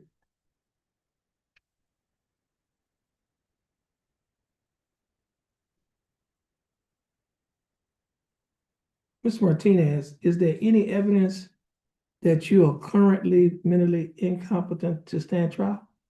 No, sir. Okay, Mr. Martinez, I will accept your plea of no contest. I will find that you are mentally competent to stand trial. I will also find that your plea and waivers were freely and voluntarily given. And I will also find that there is sufficient evidence to find you guilty beyond a reasonable doubt. State, do we have a plea bargaining agreement? We do, Your Honor. And what is that agreement? The essential terms are as follows: to state believes that will ensure that justice is had. It would be 6 months deferred adjudication, Your Honor. there will be no community service and a $400 fine. And Mr. Martinez, should get credit for the 2 days in which he served in jail. Is that correct, Mr. Martinez? Yes, sir, it is. Okay, Ms. Martinez, the state is offering that you serve 6 months deferred adjudicated probation. During the 6-month probationary period, you'll be required to pay a fine of $400, those court costs of $287, which comes to a total of fine and court costs of $687. However, you will be given credit for the 2 days that you have spent in jail, and for each day that you spent in jail, $100 is credited toward your fine and court costs. So that's $200 total that's credited toward your fine and court costs. So instead of paying fine and court costs of $687, your fine and court costs will be $487. You'll also be required to perform 60 hours of community service. No, zero, Judge. Oh, excuse me, that's community service. You'll be required to pay $60 a month for the probation fee, $15 a month for your analysis fee, and $15 a month for a reimbursement fee. Your total monthly installments. Let me see, is that get that? Yes. Yeah, your total monthly installments in this case, well, let me want to make sure I got it. Yeah.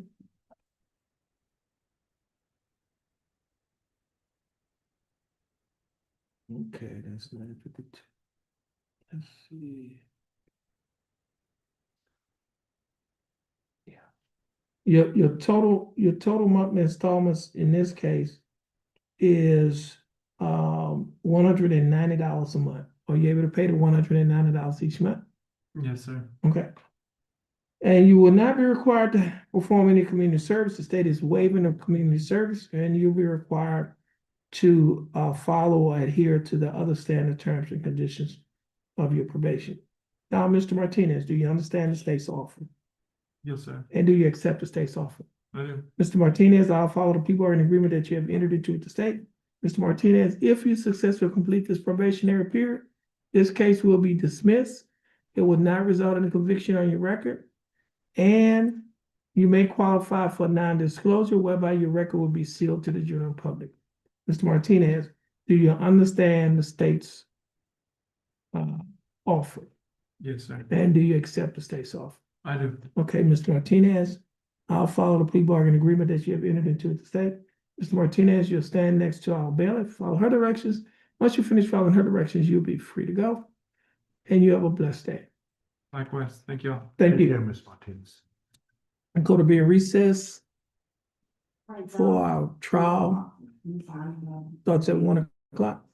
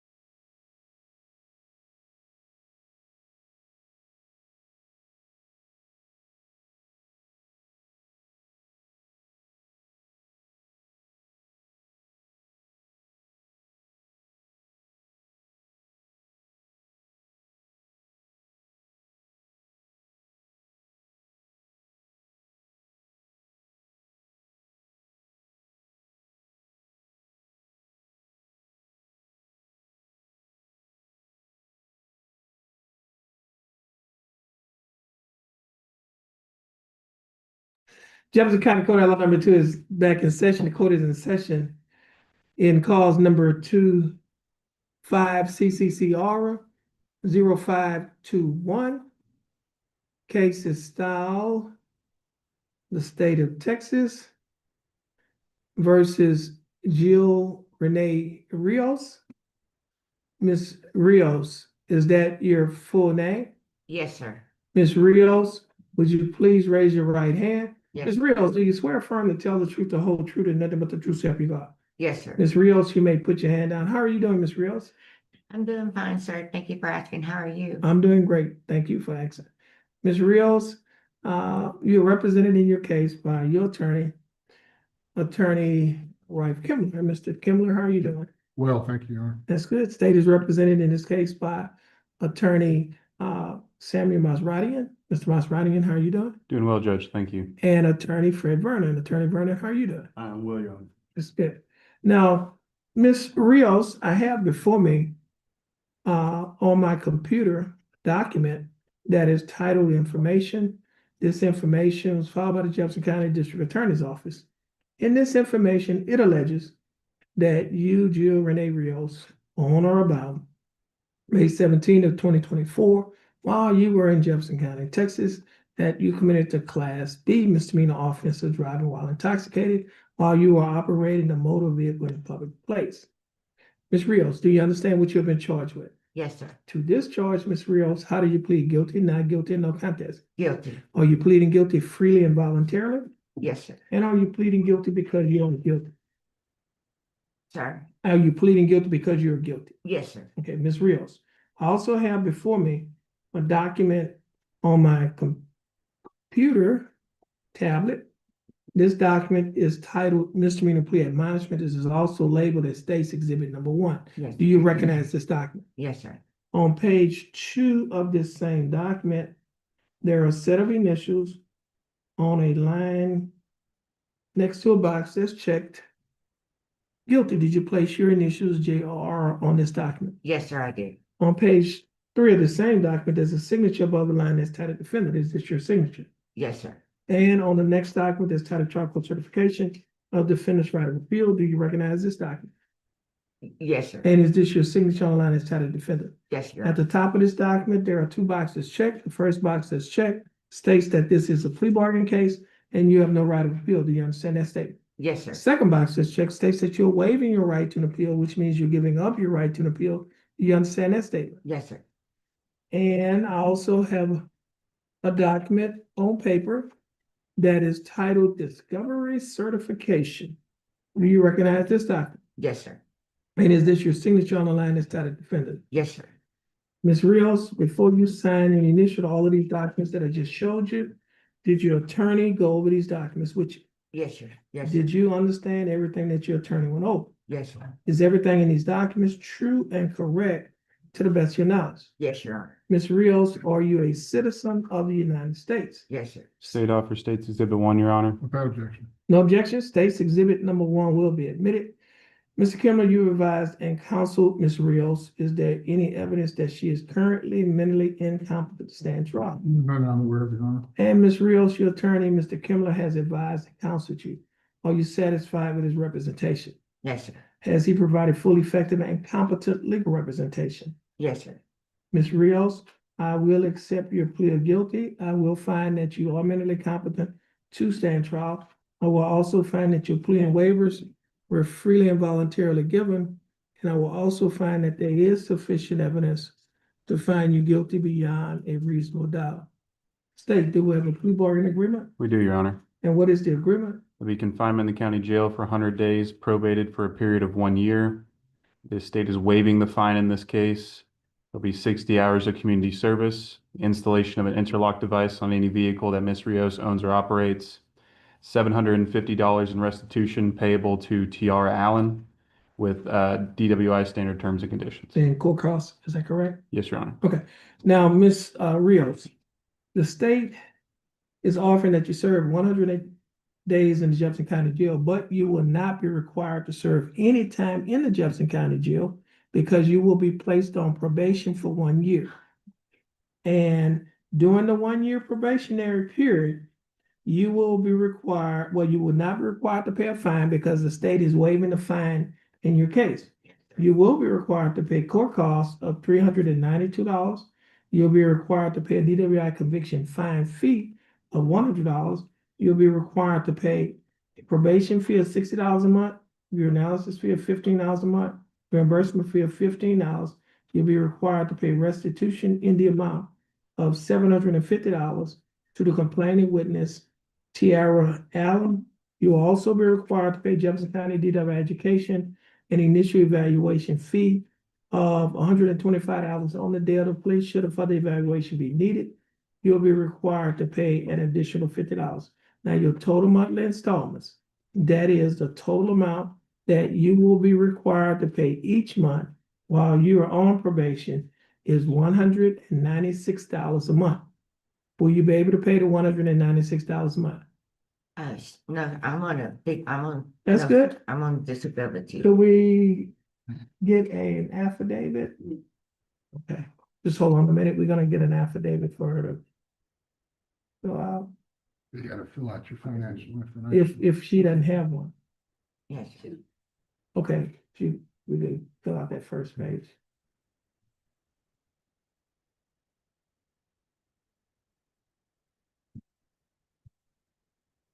Oops, just, you can fill out that first page. You wanted to stand there and do it. Oh, she could sit down in either way, whichever's convenient.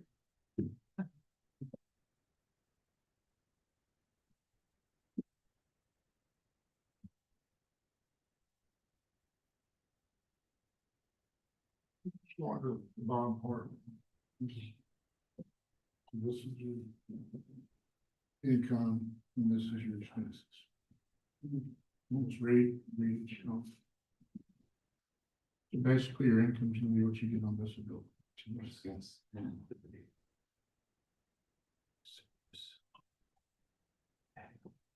that should be. No, that's over here on this. That's rent that you will get. Take off how much you get. Oh, 445. yes, Month per month. yes. Where are your utilities? The water is 80, Okay, where, the light bill is 100 a month. so 180? No, it's like 100. Both together. Oh, 180, yes, sir. No child support. Yes, sir. What do you spend on food? I get food stamps. See,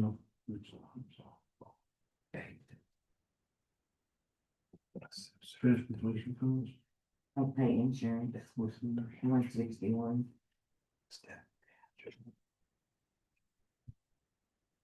Your cell phone, No, I don't think so. No, I don't. your medical expenses, I pay for my medicine, which is like $100. there. Yes, sir. Yeah, what were the probation fees? I'll leave that blank. Yeah, you can leave it blank. You got a credit card payment? No,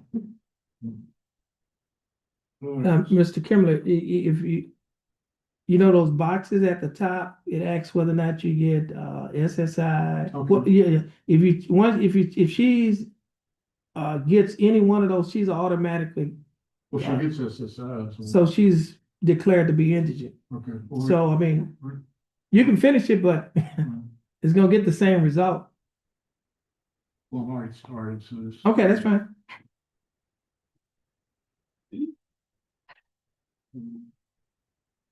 Let me see.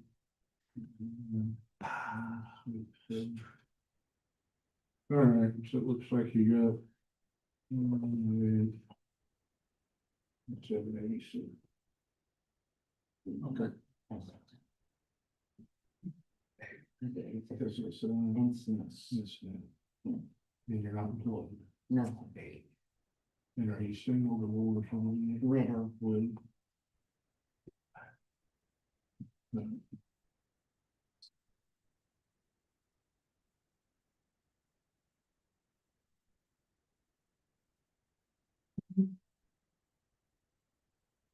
Hmm.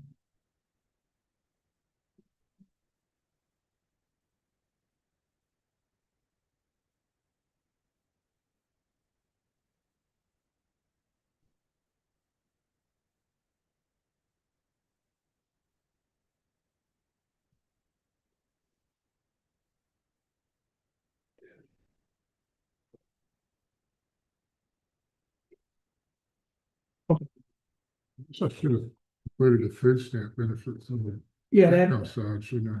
How much she gets a month in food stamp? 192. Is that on the left side? right here, Okay. it goes right up here. Other go, oh, okay, I see. What is your? Yeah, no, it's right there, it's SNAP. So what are you getting SNAP benefits? 192. I'm gonna have to do this A here. lot of ground meat Not big. and spaghetti. Uh-huh. Let me see. And chimichangas. Chimichanga. What Mhm. is that, 42.365? Yes, ma'am, I do wolf chili. Yes. It's not really chili. I didn't know that. You don't look into it too deeply. Okay, 42.8652. I leave here, I'll be a vegetarian. Okay. Yes, ma'am. Stay away Okay, from alcohol, that's the main. Let's Okay. go. No more alcohol. Negative. okay, let me do this here. That's gonna be 42.8.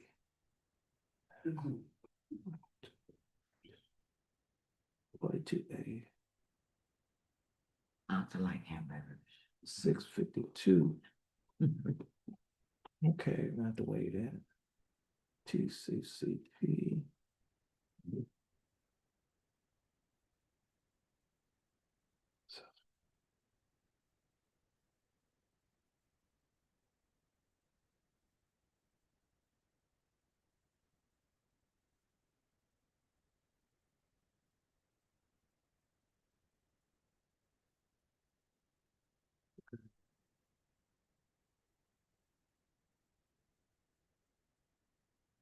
I don't know the community service, if she's on disability, Yeah, but Convert- she can, how that's gonna work. yeah, Once she gets over there, they're gonna have to evaluate her to see her suitability for community service. Mhm. right.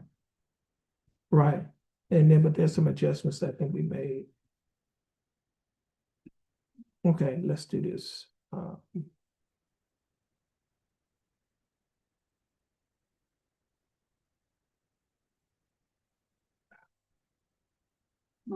Mhm.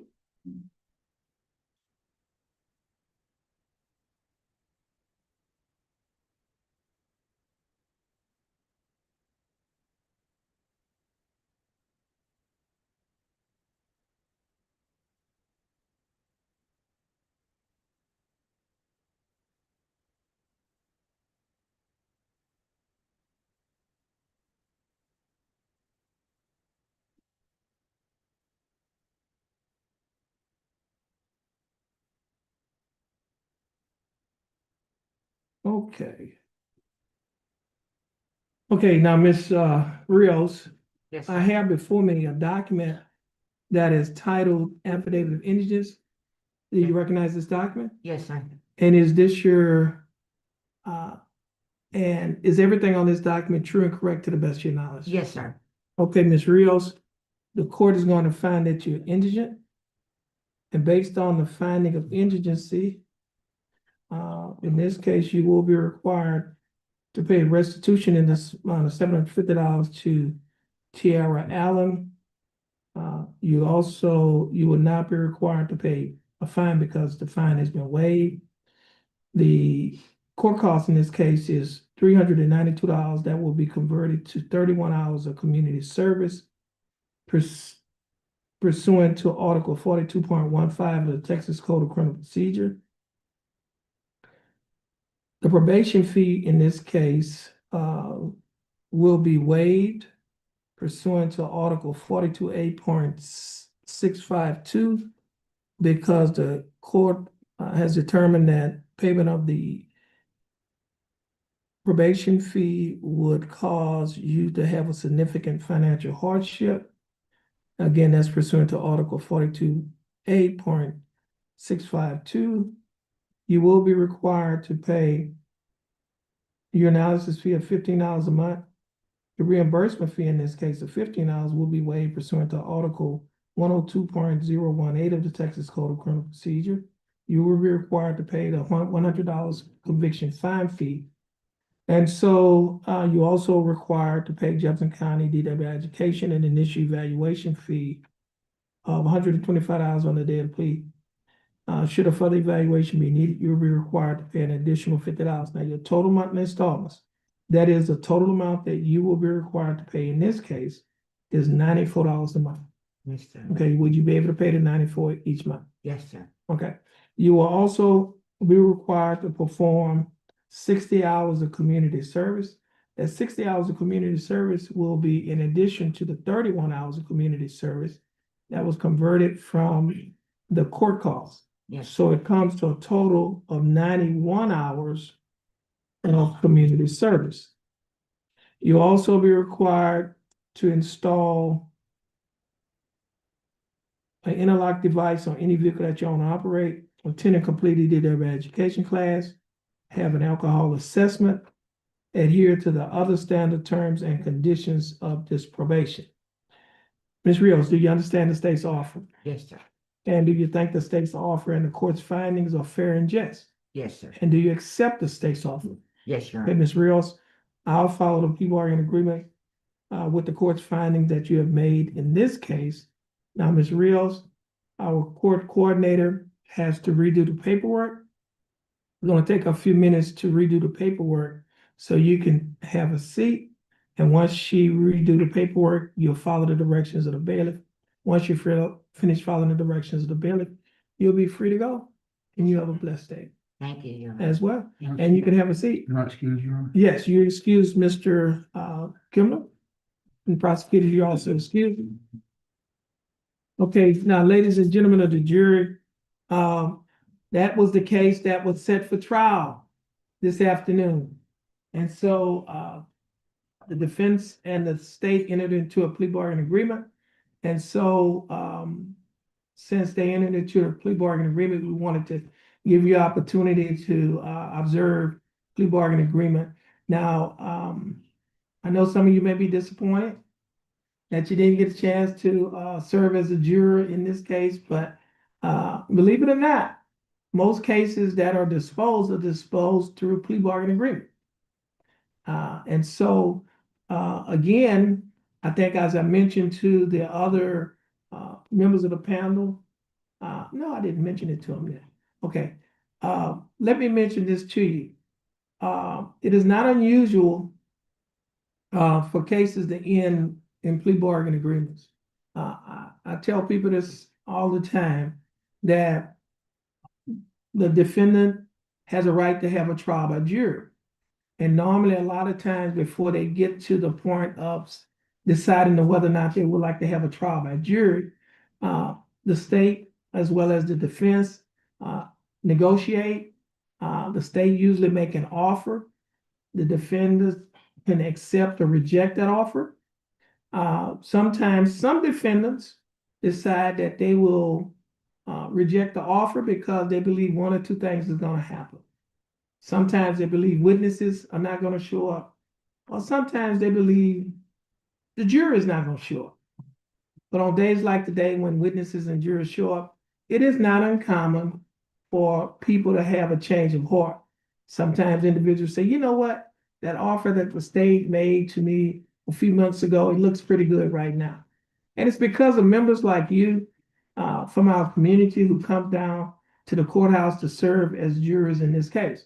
And so on behalf of the citizens of Jefferson County, and behalf of the staff here in County Court at Law Number 2, I'd like to thank you for being here today and for helping this court to move cases. Now, you look around, you notice that, yes, I'm sitting on the bench, but I can't do this job by myself. There are other individuals here. I think you met our bailiff, Miss Brenda Mosby. And sitting to my right, we have one of our court coordinators, Ms. Glenda Segura. Sitting to my left, we have our court reporter, Mr. Sebastian Aguilar. And those two gentlemen that you see sitting in front of you, they are assistant criminal district attorneys. We have Samuel Maserati and attorney Fred Vernon. Okay, they are prosecutors here in this court. And I see that we have one of the interns, Chloe, who's also sitting in the audience. And I assume is that your father? Okay, thanks for coming down here. And so, ladies and gentlemen, now we handle Class A, B misdemeanors as well. We get Class C misdemeanors that comes from the JP court or the city court that get appealed up here. And so we handle those cases as well. Now, anytime that you're in the area of Jefferson County Courthouse number 2, you can come and have a seat in your courtroom. I know that when you came to court yesterday and today, you probably looked over the top of the door and you probably said, oh, this is County Court at Law number 2. I'm in the right place. This is Judge Holmes' court. Well, this is not my court. This is your court, because this courtroom belongs to the citizens of Jefferson County. I'm only a humble public servant serving the citizens of Jefferson County. I've said that to say this. Anytime that you're in the area of Jefferson County Court at Law number 2, you can come and have a seat in your courtroom. In fact, you can sit in an area that you're sitting in. We call that the peanut gallery. But you can't bring peanuts in here and eat because this is not the Texas Roadhouse. But you can come and have a seat in your courtroom and see what goes on, and I'm sure you'll find it to be very interesting. Now, our bailiff, Ms. Mosby, she has some letters that she's going to give to you. If you'd like to drop us a line, please free to do so. And if you need any type of an excuse for your job or anything of that nature, our district clerk's office is right across the hall.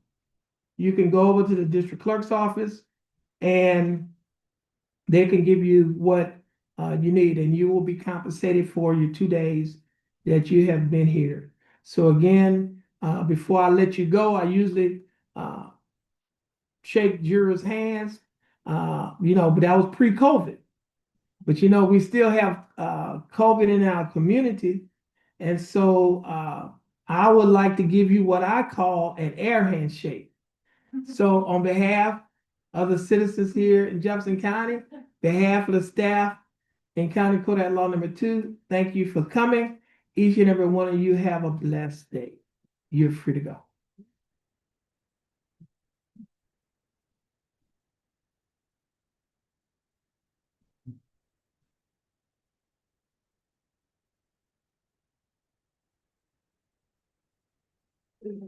Thank you, Judge. Okay. Is that live? Yes, it is. I don't know if I want all that. Okay. All right, y'all free to go. Y'all have a blessed day. And this will conclude the calling of the case of Gio Rene Rios, cause number 25 CCCR 0521. Everyone, please have a blessed day. You know what? We still haven't did our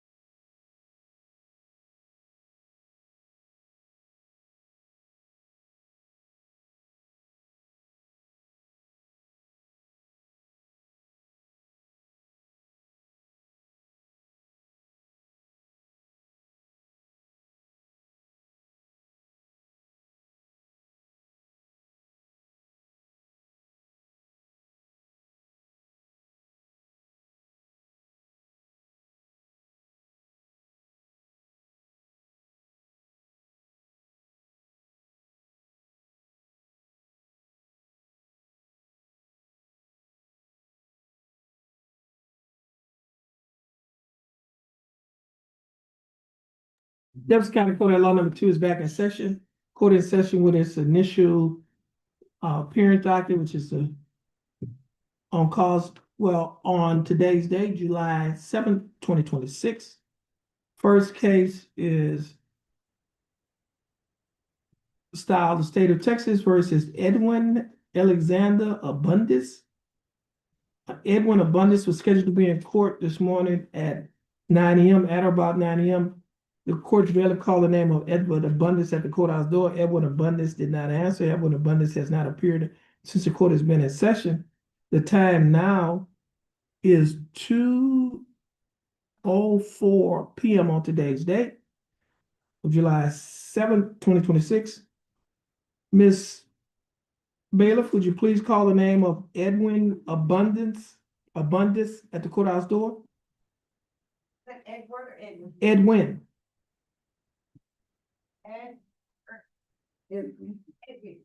Edwin Abundant. Edwin Abundant. No response, no. Okay, Edwin Abundis' name was just called again at the courthouse door. Edwin Abundis did not answer. Reasonable time is passed to give Mr. Abundis an opportunity to appear in court. State, do you have a motion? State moves bond forfeiture, Your Honor. That motion will be granted. Edwin Abundis' bond will be forfeited and the warrant shall be issued for his arrest. Next case is cause number 26CCCR 1356. Case of style of state of Texas versus Emmanuel Flores. Emmanuel Flores was scheduled to be in court this morning at 9 a.m. At about 9 a.m., Emmanuel Flores' name was called at the courthouse door. Emmanuel Flores did not answer. Emmanuel Flores has not appeared in court since the court has been in session. The time now is 2:05 p.m. on today's date. Ms. Bailiff, would you please call the name of Emmanuel Flores at the courthouse door? Emmanuel Flores. Emmanuel Flores. No response, Your Honor. Emmanuel Flores' name was just called at the courthouse door. Emmanuel Flores did not answer. A reasonable time has passed to give Mr. Flores an opportunity to appear in court. It's not a appear in court. State, you have a motion? State moves bond forfeiture, Your Honor. That motion will be granted. Emmanuel Flores' bond will be forfeited. Warrant shall be issued for his arrest.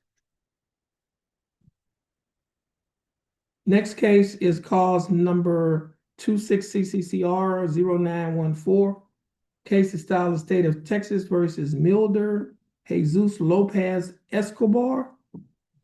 Milder Lopez Escobar was scheduled to be in court this morning at 9 a.m. At about 9 a.m., the court's bailiff called the name of Milder Lopez Escobar at the courthouse door, and he did not answer. He has not appeared in court since the court has been in session. Ms. Bailiff, would you please call the name of Milder Lopez Escobar on page 3?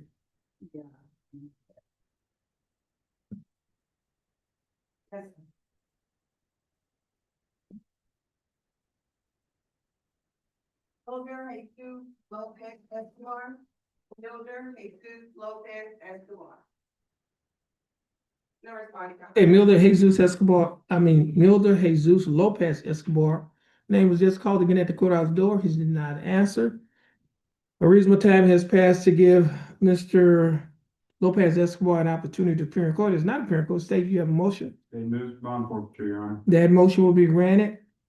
And Milder Jesus Lopez Escobar bond will be forfeited and warrant should be issued for his arrest in cause number 26CCCR 0914. They have all three of these people on page 6. We got about 8 people. No, those last two are in jail. Okay, these 2 right here. Okay, next case is Cadarius White. Cause number 26CCCR 1252. Cadarius White was scheduled to be in court. Hold on a minute. Did he have a felony case yesterday? Yes, there's a warrant for that. Okay. Okay, Cadarius White was scheduled to be in court this morning at 9 a.m. At about 9 a.m. Cadarius White name was called at the courthouse door by the court's bailiff. Cadarius White did not answer. He has not appeared in court since the court has been in session. The time now is 2:08 PM on today's date. Ms. Bailiff, would you please call the name of Kadarius White at the courthouse door? Yes. Kadarius White. Kadarius White. No response, Your Honor. Okay, Kadarius White name was just called again at the courthouse door. Kadarius White did not answer. A reasonable time has passed to give Mr. White an opportunity to appear in court. State, do you have a motion? Statement gone for Your Honor. That motion will be granted. Kadarius White bond will be forfeited, and a warrant shall be issued for his arrest. And this will conclude the calling of the court's arraignment docket on today's date, July 7th, 2026, in County Court at Law Number 2. I am prosecutors, and you are excused. Thank you, Your Honor. All right. Those ladies outside are tickled. Wait. Ma'am, what?